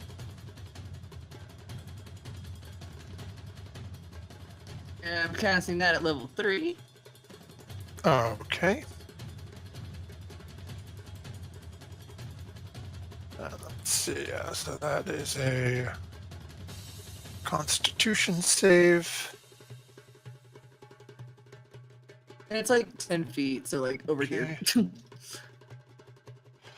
I'm sorry. Ding that one more time where you're casting it. Oh, 10-foot sphere of damage, but I'm just doing it like over Okay. here so it doesn't touch anybody else. No worries. Okay. So this guy needs to make a Constitution save. He's good at those. I knew he might be, but come on. You can roll for me, Con. That's Okay.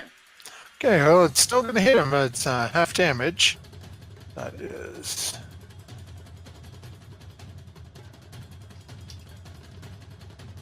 Okay. So you guys can definitely tell this is... he's starting to take a little bit of damage from all of you. And I was gonna give Bardic Inspiration as a bonus action to Dragonbane, but this tiger just turned into a lady, so I'm giving it to the lady. Oh, okay. And what are you saying? How are you going to inspire this strange woman who has appeared? That was the sickest thing I've ever seen! Oh, that was rad! Okay, so this strange one now has inspiration on her next come round. That'll bring us. You staying where you are, or are you moving?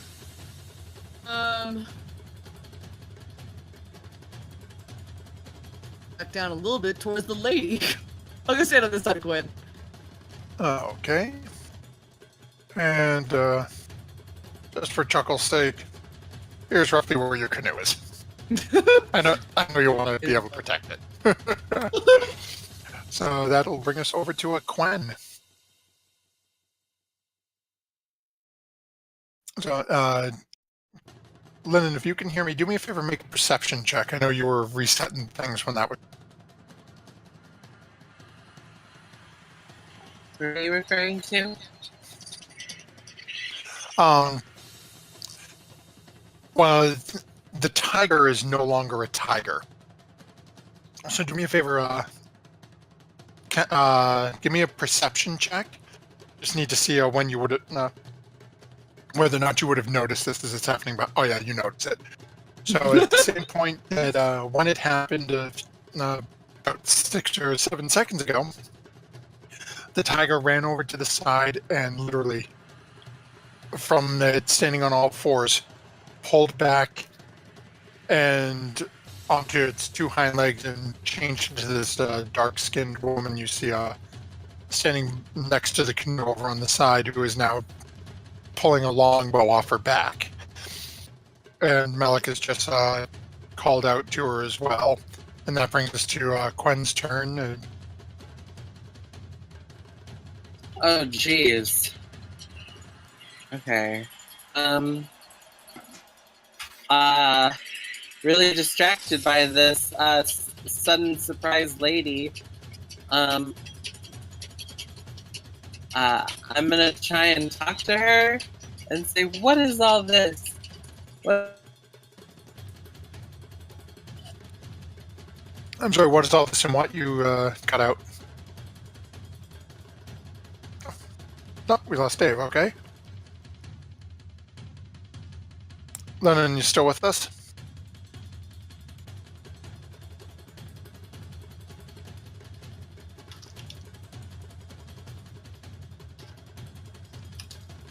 Did you get any of that? What is all this? And then you were gone. Yeah, like asking her what is all this and who are you and why are you here? All in 6 seconds. Oh, okay. And that's all you're doing is just calling out to see what she comes back at you with? Well, yeah, I mean, yeah. I'm gonna try and talk to her. I'm not... There's bigger, stronger people around. They think they can handle a dinosaur. Okay, so as you call out and ask these questions, the only response you get to her within the immediate 6 seconds on your turn as she says, "Well, I'm running for my life, obviously." And that will bring us back over to Gizzard, who once more is going to charge wholeheartedly and try to get on top of this Tyrannosaurus. Good, my boy. And he's actually coming up behind it this time because it's moved forward, so it's a little easier than trying to, jump over its face. But let's see what he comes up with.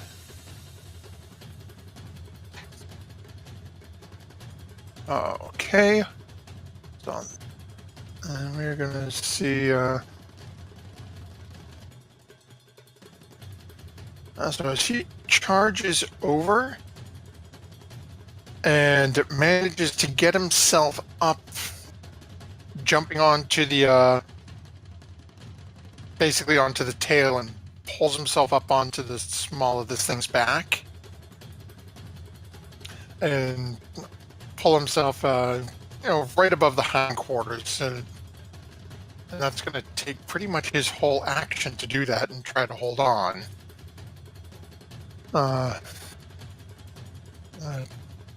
Tyrannosaurus is got something in front of him, so he is reaching out to take a bite out of Dragon Bait, who's right in front of his face. Boy. And I do not think that's going to hit either. Dragon bait. That does not hit Dragon Bait. And T-Rex is actually going to start moving down towards the rest of you. Actually, he's coming, Devaney is the closest next target. It's going to charge down and take a tail swipe at Devaney.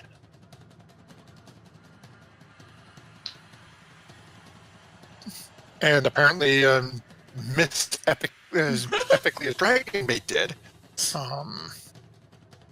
Gizzard is coming along for the ride, and Dragon Bait gets to make a one swipe as an opportunity attack as he's running away. That'll actually hit.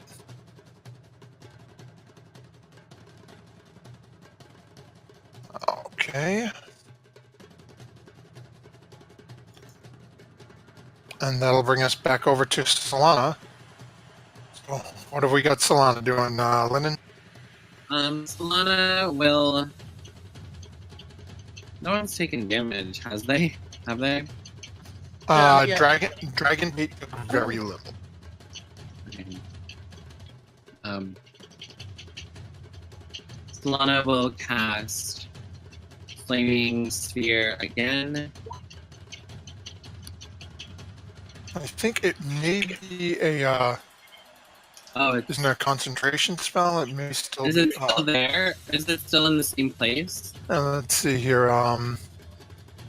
Because Yeah, it's up to a minute concentration, so can I as a move it? bonus, let's see here. As a bonus action, they can move it up to 30 feet, yeah. Okay, I'm gonna move it back onto the Tyrannosaurus Rex. Okay, so it'll ram into the T-Rex. Okay, go ahead. You already cast it, so it'll have the damage, right? Yeah. Why can I not see it, though? Did the damage show up on your screen? Oh, you want me to roll damage again? Oh, okay. Yeah, roll it again for me. Let me just, okay, that's still working. It just didn't show up for some reason.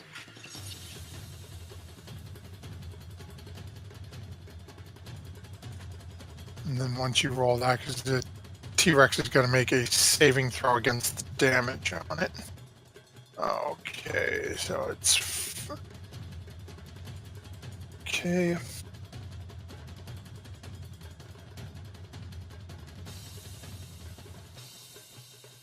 Okay.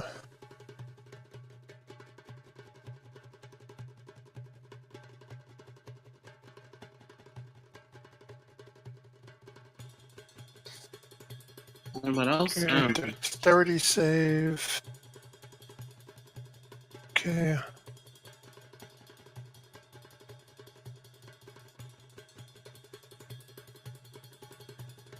Okay. So we do that. Okay, so that's her bonus action. Anything else you doing? And I'm gonna cast Healing Word on Dragonbait also.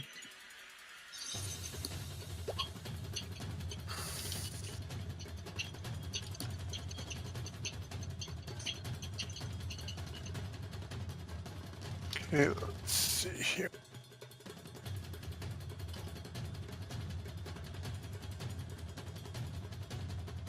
Okay, she actually can't. Healing Word is a bonus action. Oh, okay. I think the only cure spell that she has that I think she has Cure Wounds, but she'd have to be within touch range to do that, and I don't think she has enough movement to get there. Then she'll use Produce Flame then. Okay, let's go ahead and that will miss epically.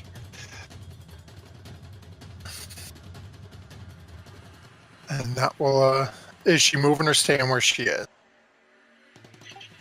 She's cool where she is. Okay, so I'll bring us over to Devaney. Alright, Devaney, since the T-Rex came to her, she's gonna start hacking at it. Okay.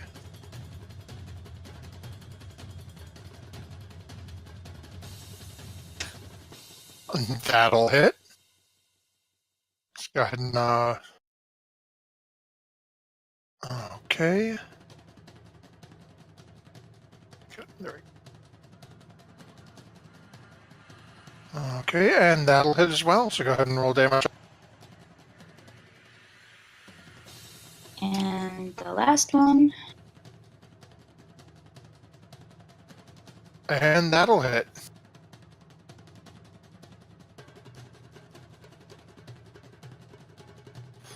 Okay, so you guys, you definitely get the feeling that this is doing some work here. Anything else you're doing, or you're staying where you are? I'm definitely staying where I am. Okay. And that will bring us over to Dragonbait, who is going to come down beside you to lend his sword to the thicket. And we'll make his 2 attacks. And we'll hit. And do a decent chunk of damage to this thing. Yeah, Dragon Bait. Okay. And that will end Dragonbait's turn. And bring us over to the young woman who is having Quen speak, who is being spoken to by Quen.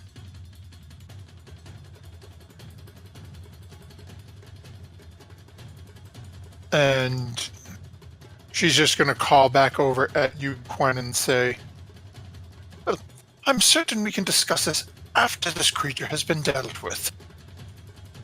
And is going to take 2 shots with her longbow that she's got pulled out. Miss one, miss with both of them. And Malik is gonna yell, "But I've got your back!" or something. That's right. There's no way she'd hit on the first. What's your inspiration die? D6. D6. That might be enough. Barely, but it's enough. So as you yell that out, you know that the second arrow, her first arrow fires way off to the side. The second arrow, you notice, seems to hit true and embeds itself sort of in the front near one of the little tiny flailing arms. Let's go! And that'll bring us over to Alec. Okay, I'm gonna move just right over there. Before I say that out loud, what's the rule about opportunity attacks? You just got bit. Okay. So.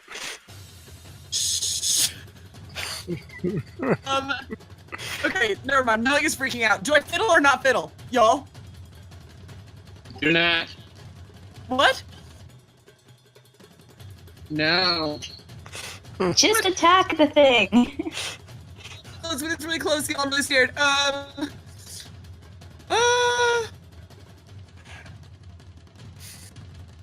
No, I'm sorry. Okay, Malik is gonna pull out that mad fiddle. Alrighty then.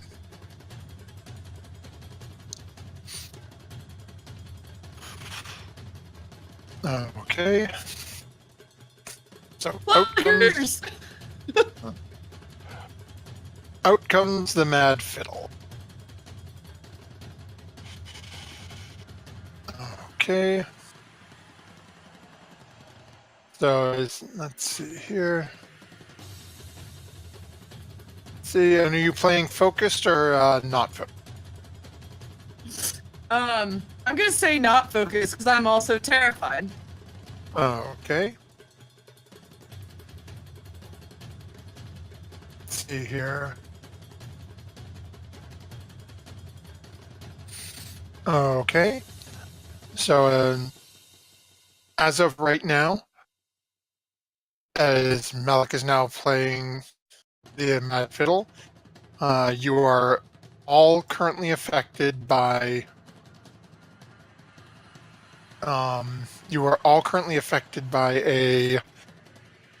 The sound of this fiddle, and all terrain is treated as difficult terrain for you. It's basically you're at half speed. And you're staying where you are, Malik, not moving away? Nope. So you don't want to move away? Take a walk. It's only like 50 damage. You can handle it.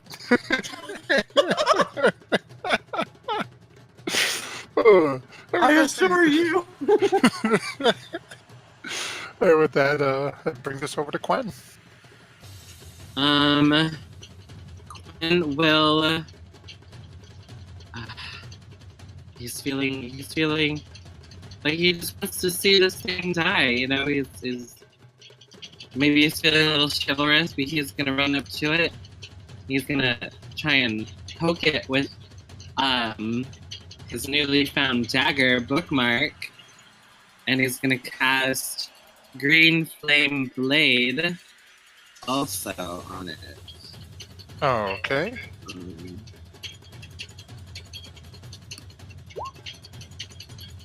And that will definitely hit, so go ahead and roll some damage.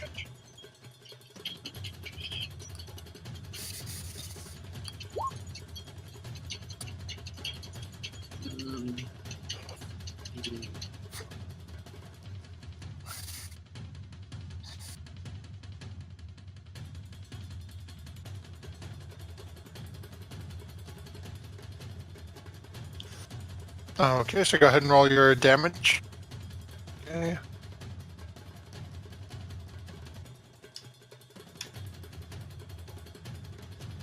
And did you roll the damage for the dagger as well?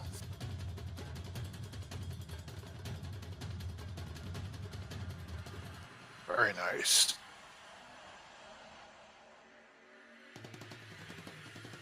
And are you staying right there, Quen? Yes. Okay. And Gizzard, who is currently on the back of the Tyrannosaur, living his dream of riding one. What does the group think he'd try to do at this point? Try and eat it. Honestly, that was the first thing I thought was like, okay, now this dream is done. Second dream is to truly conquer it and eat it. Okay. I think he has a bite attack. Oh, he does. Yep. Let's see here. There was something. So let's see. Okay. Okay, so he's actually going to. Has he got? I want to say he's got extra attack as a monk too, right?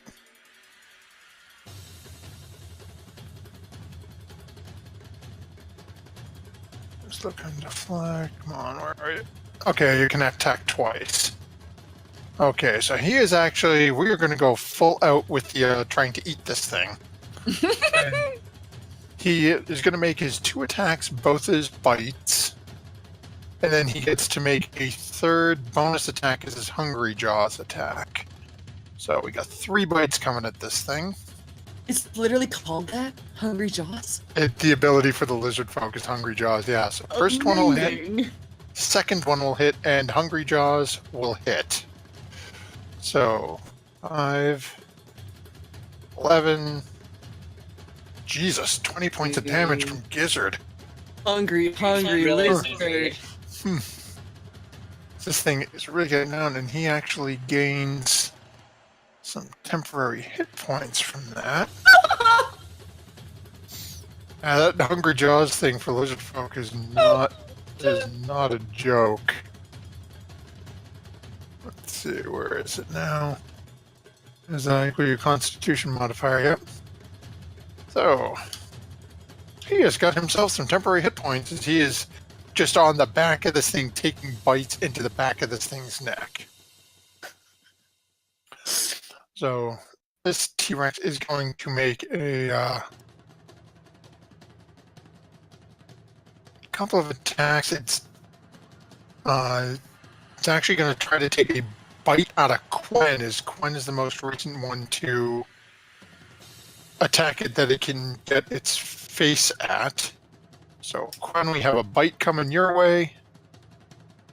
Holy shit. And that's a crit. Wow. So that is 39 points of damage to Quen. Interesting, Matthew. I'm unconscious now. Okay, yeah, at the moment, you guys see as this T-Rex is getting mauled by the group of you.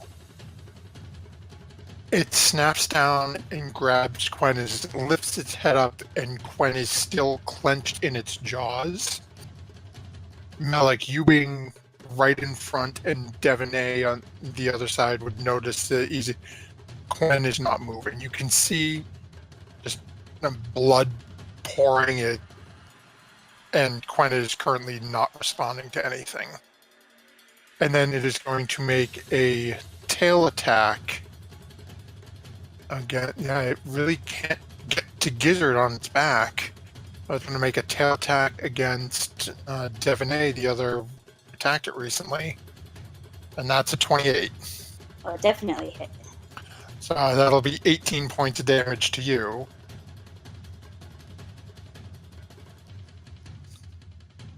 And that will bring us to Solana's turn.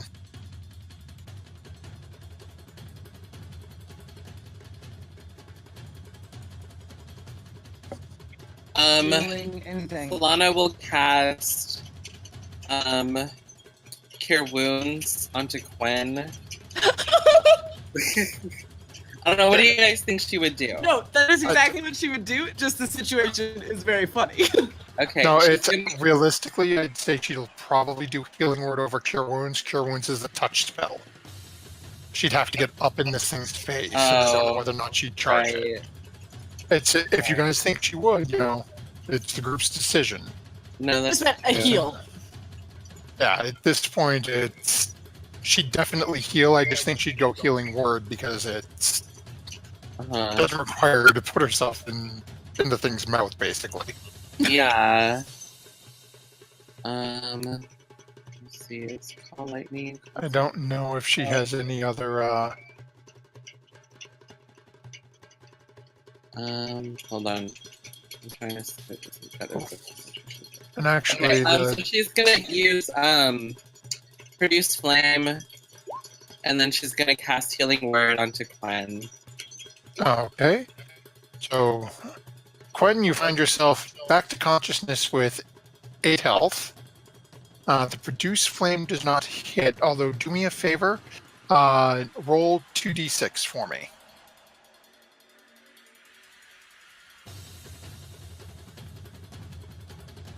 Okay, so. And what is Solana's spell DC? 15 Wisdom. Okay, so 15, so the T-Rex makes it. He's only going to take 4 damage. Because I forgot anyone who's within a specific distance of that flame spear has to make a saving throw. They take damage. Yeah, so they both make it, so they both take 4. Okay.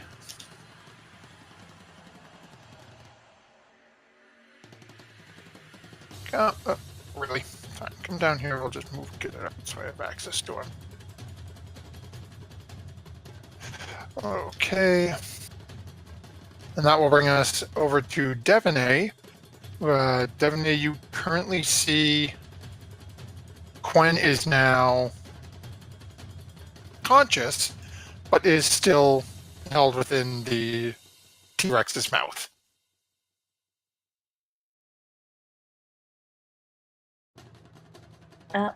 Devaney is going to start hitting with her swords again and has this sort of grim look on her face, like something might have to happen after the battle. If people survive. Okay, so go ahead and I'm not going to hit with that one.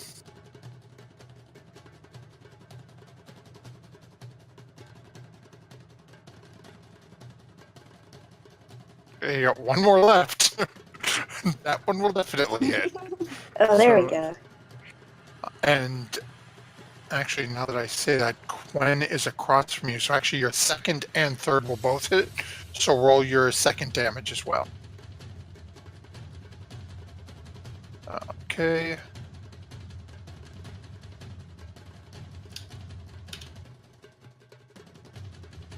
So how badly off is this T-Rex looking? It is definitely in extremely rough shape right now. It's got blood pouring out of numerous different cuts as you've gashed into it. Dragonbait has Quen on the other side, Salon in the fire spells. It definitely is looking like it's close to on its last. Alright, I'm gonna use an action surge. And I don't know if I can just attack twice more or 3 times again. So with an action surge, you would get your straight fighter, right? Yep. Yes, you would get your attack action, which is attack and second attack.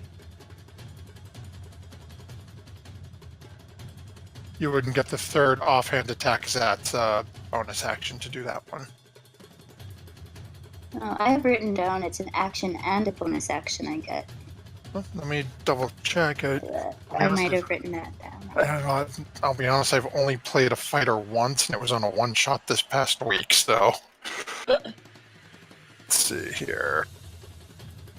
Fighter... go ahead and, while I'm checking this real quick, go ahead and roll your first 2 attacks. Alright. We'll see, because it may, Okay, yeah, so, in the book, it specifies on your turn, well, at second level, you can push yourself beyond. On your turn, you can take 1 additional action on top of your regular action and your possible bonus action. So yeah, it only gives you the regular attack, so that's your 1 attack and your extra and your second attack for the extra attack feature. So go ahead and roll damage on that one. It does hit. And then roll your second attack. Well, actually, don't bother. How do you want to do this? Is it done? Yeah. All you needed. Nice. So Devine is just standing there, sort of, I guess, in a frenzy, but but she can't rage, and just hacking away, hoping that somehow this thing will drop dead in front of her, and not really paying attention. So as you're carving into this thing, the body, as you drive your sword in that last blow, the body collapses in front of you. Quen, as the head lands on the ground, almost gets spit up or dropped out of the side of its mouth as it collapses onto the ground. Melik is literally gonna drop everything, like fiddle everything on the ground, and run over to Quinn and cast Word as a level 3. As Quen stumbles out, he takes just like not even a step, like a half step, and just falls down and just starts crying. Just like a little baby crying. So as you're collapsed and you're doing this, Melik has come over and healed you for an additional 11 points. I think that puts you up at 19 now. Are you okay? I Dragon? thought I was gonna be lizard food. I did too! That hurt really bad. Both sobbing, apparently, at this point. As the two of you are doing that, Devine, you look over at Dragonbait, and it looks like he might have a pretty nasty bruise in a couple of hours, but he only took 1 shot from the tail. Alright, as long as he's not, like, dying. That's good. No, it's... Realistically, Gizzard took 1 from the tail, Dragonbait took 1 from the tail. The only I one took that... 1. Oh, okay. Yeah, the only one who really got hit bad was Quen. We're still crying. Melik also still crying. He's about to get up and run over to Devine and hug her without warning. You saved us all! You did it! And then he's gonna run over to Gizzard and be like, I'm so proud of you! You got to ride a dinosaur and eat it! And as you're saying that to Gizzard, you realize just you're not even getting it, as the face is just in that neck, still chewing on it. I don't care. He's just gonna run around to everybody. He's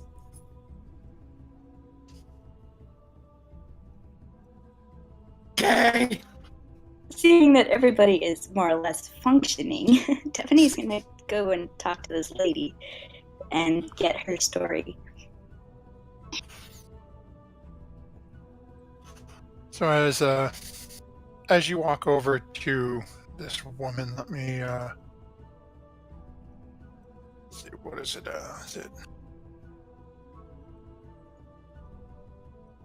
There you go.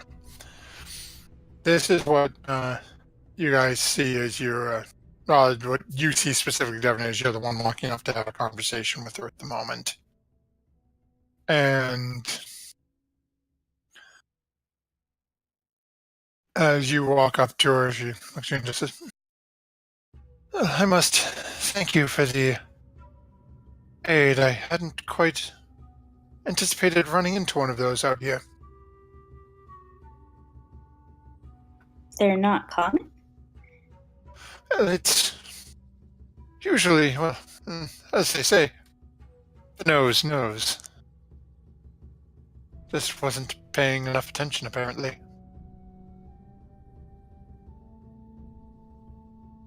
Well, the last one we managed to avoid, so I'm glad we could defeat this one.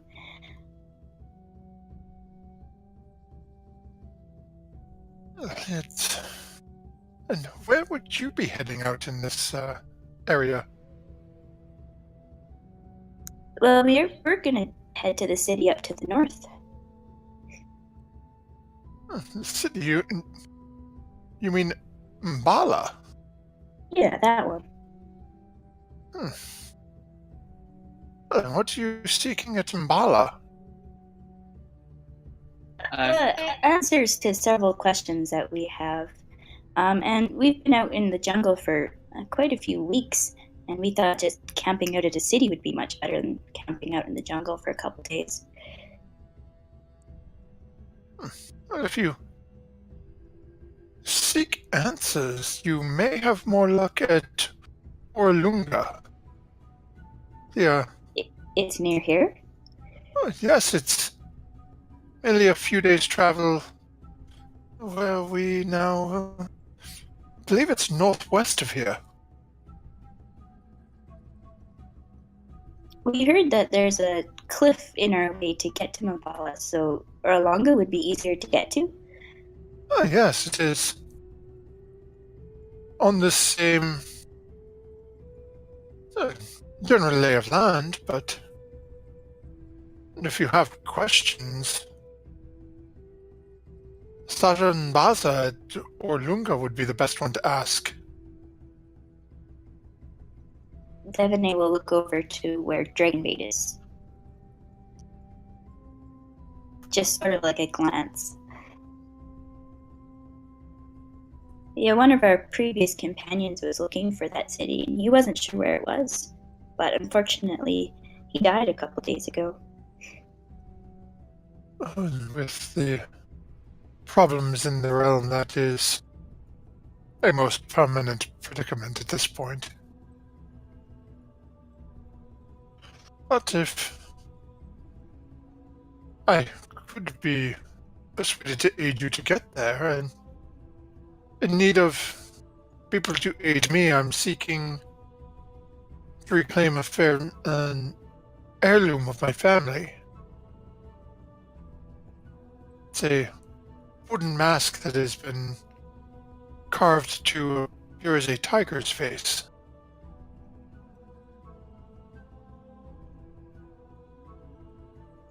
Well, I'm sure if you can help us, we can help you. As we don't know where the city is. Although I do warn you, we do have a bad track record with guides.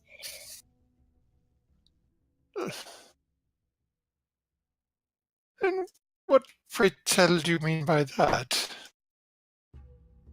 Well, they keep lying in one way or the other. But I hear that just is the way out here in the jungle. Well,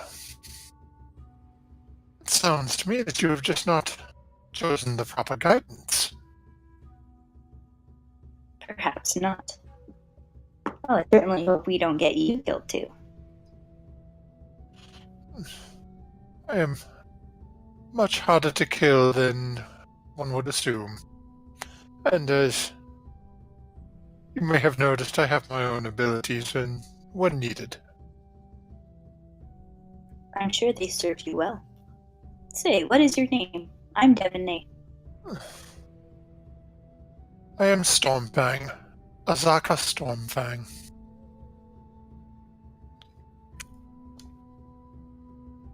Well, nice to meet you, and I'll hold out my hand to shake your hand. She reaches out and grabs hold of yours and gives it a good firm shake. Right then is when Malik runs over sobbing to the tiger lady and it's like, and you were so cool! I've never seen something so cool in my life!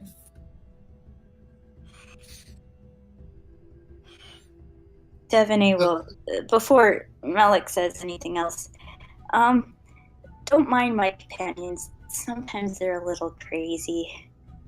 Sometimes they're okay though, and they get the job done, but yeah. It does appear that they get the job done as that's rather large. She just sort of leans her head over and sort of gazes up at Gizzard, who is just mawing on the back of this thing. There's this rather large, apparently meal would attest to. But it seems we have an accord then. Indeed we do. I shall lead you and these strange ones to Orlunga, and you, in respect, shall aid me in recovering my family heirloom. Call us lovable misfits. At this point, Quen has calmed down and is taking it. Is getting a hold of the situation, and maybe we'll just approach Danae slyly and we'll just say, "You told her about our track record, right? Just want full disclosure." Devonay will turn toward him and, sort of look displeased and say, I know you just had a near-death experience, but next time we're facing an enemy, please attack instead of trying to start a conversation. Well, you're not. Somebody else could get killed. So, and then Quen will just turn on his heel and walk away.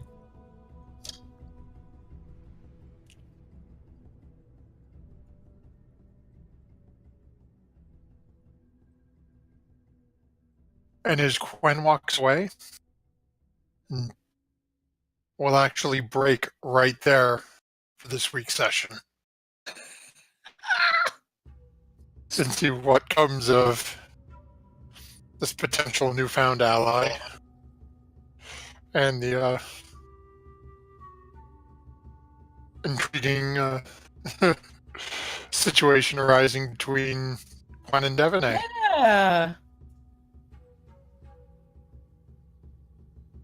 Third time's the charm on the gods. That's what'll make it. Oh, So again, thank you everyone for hanging out with us. Thank you very much to Many Sided Dice and Nightshade Creations, Team MZ for all your support, and again, Many Sided Dice and Nightshade for the wonderful products you offer that we're using some of in our online streams. We will be back next Monday, same bat time, same bat channel. And don't forget, if you haven't, check out the Friday night stream. We're doing Storm King's Thunder, and we are back in business this Friday for that. In the meantime, that's about it from us. So say goodnight, everyone. Good night, Good night, Happy everybody. New Year. Night. Thank you very much. And Mr. Producer, produce us on out of here.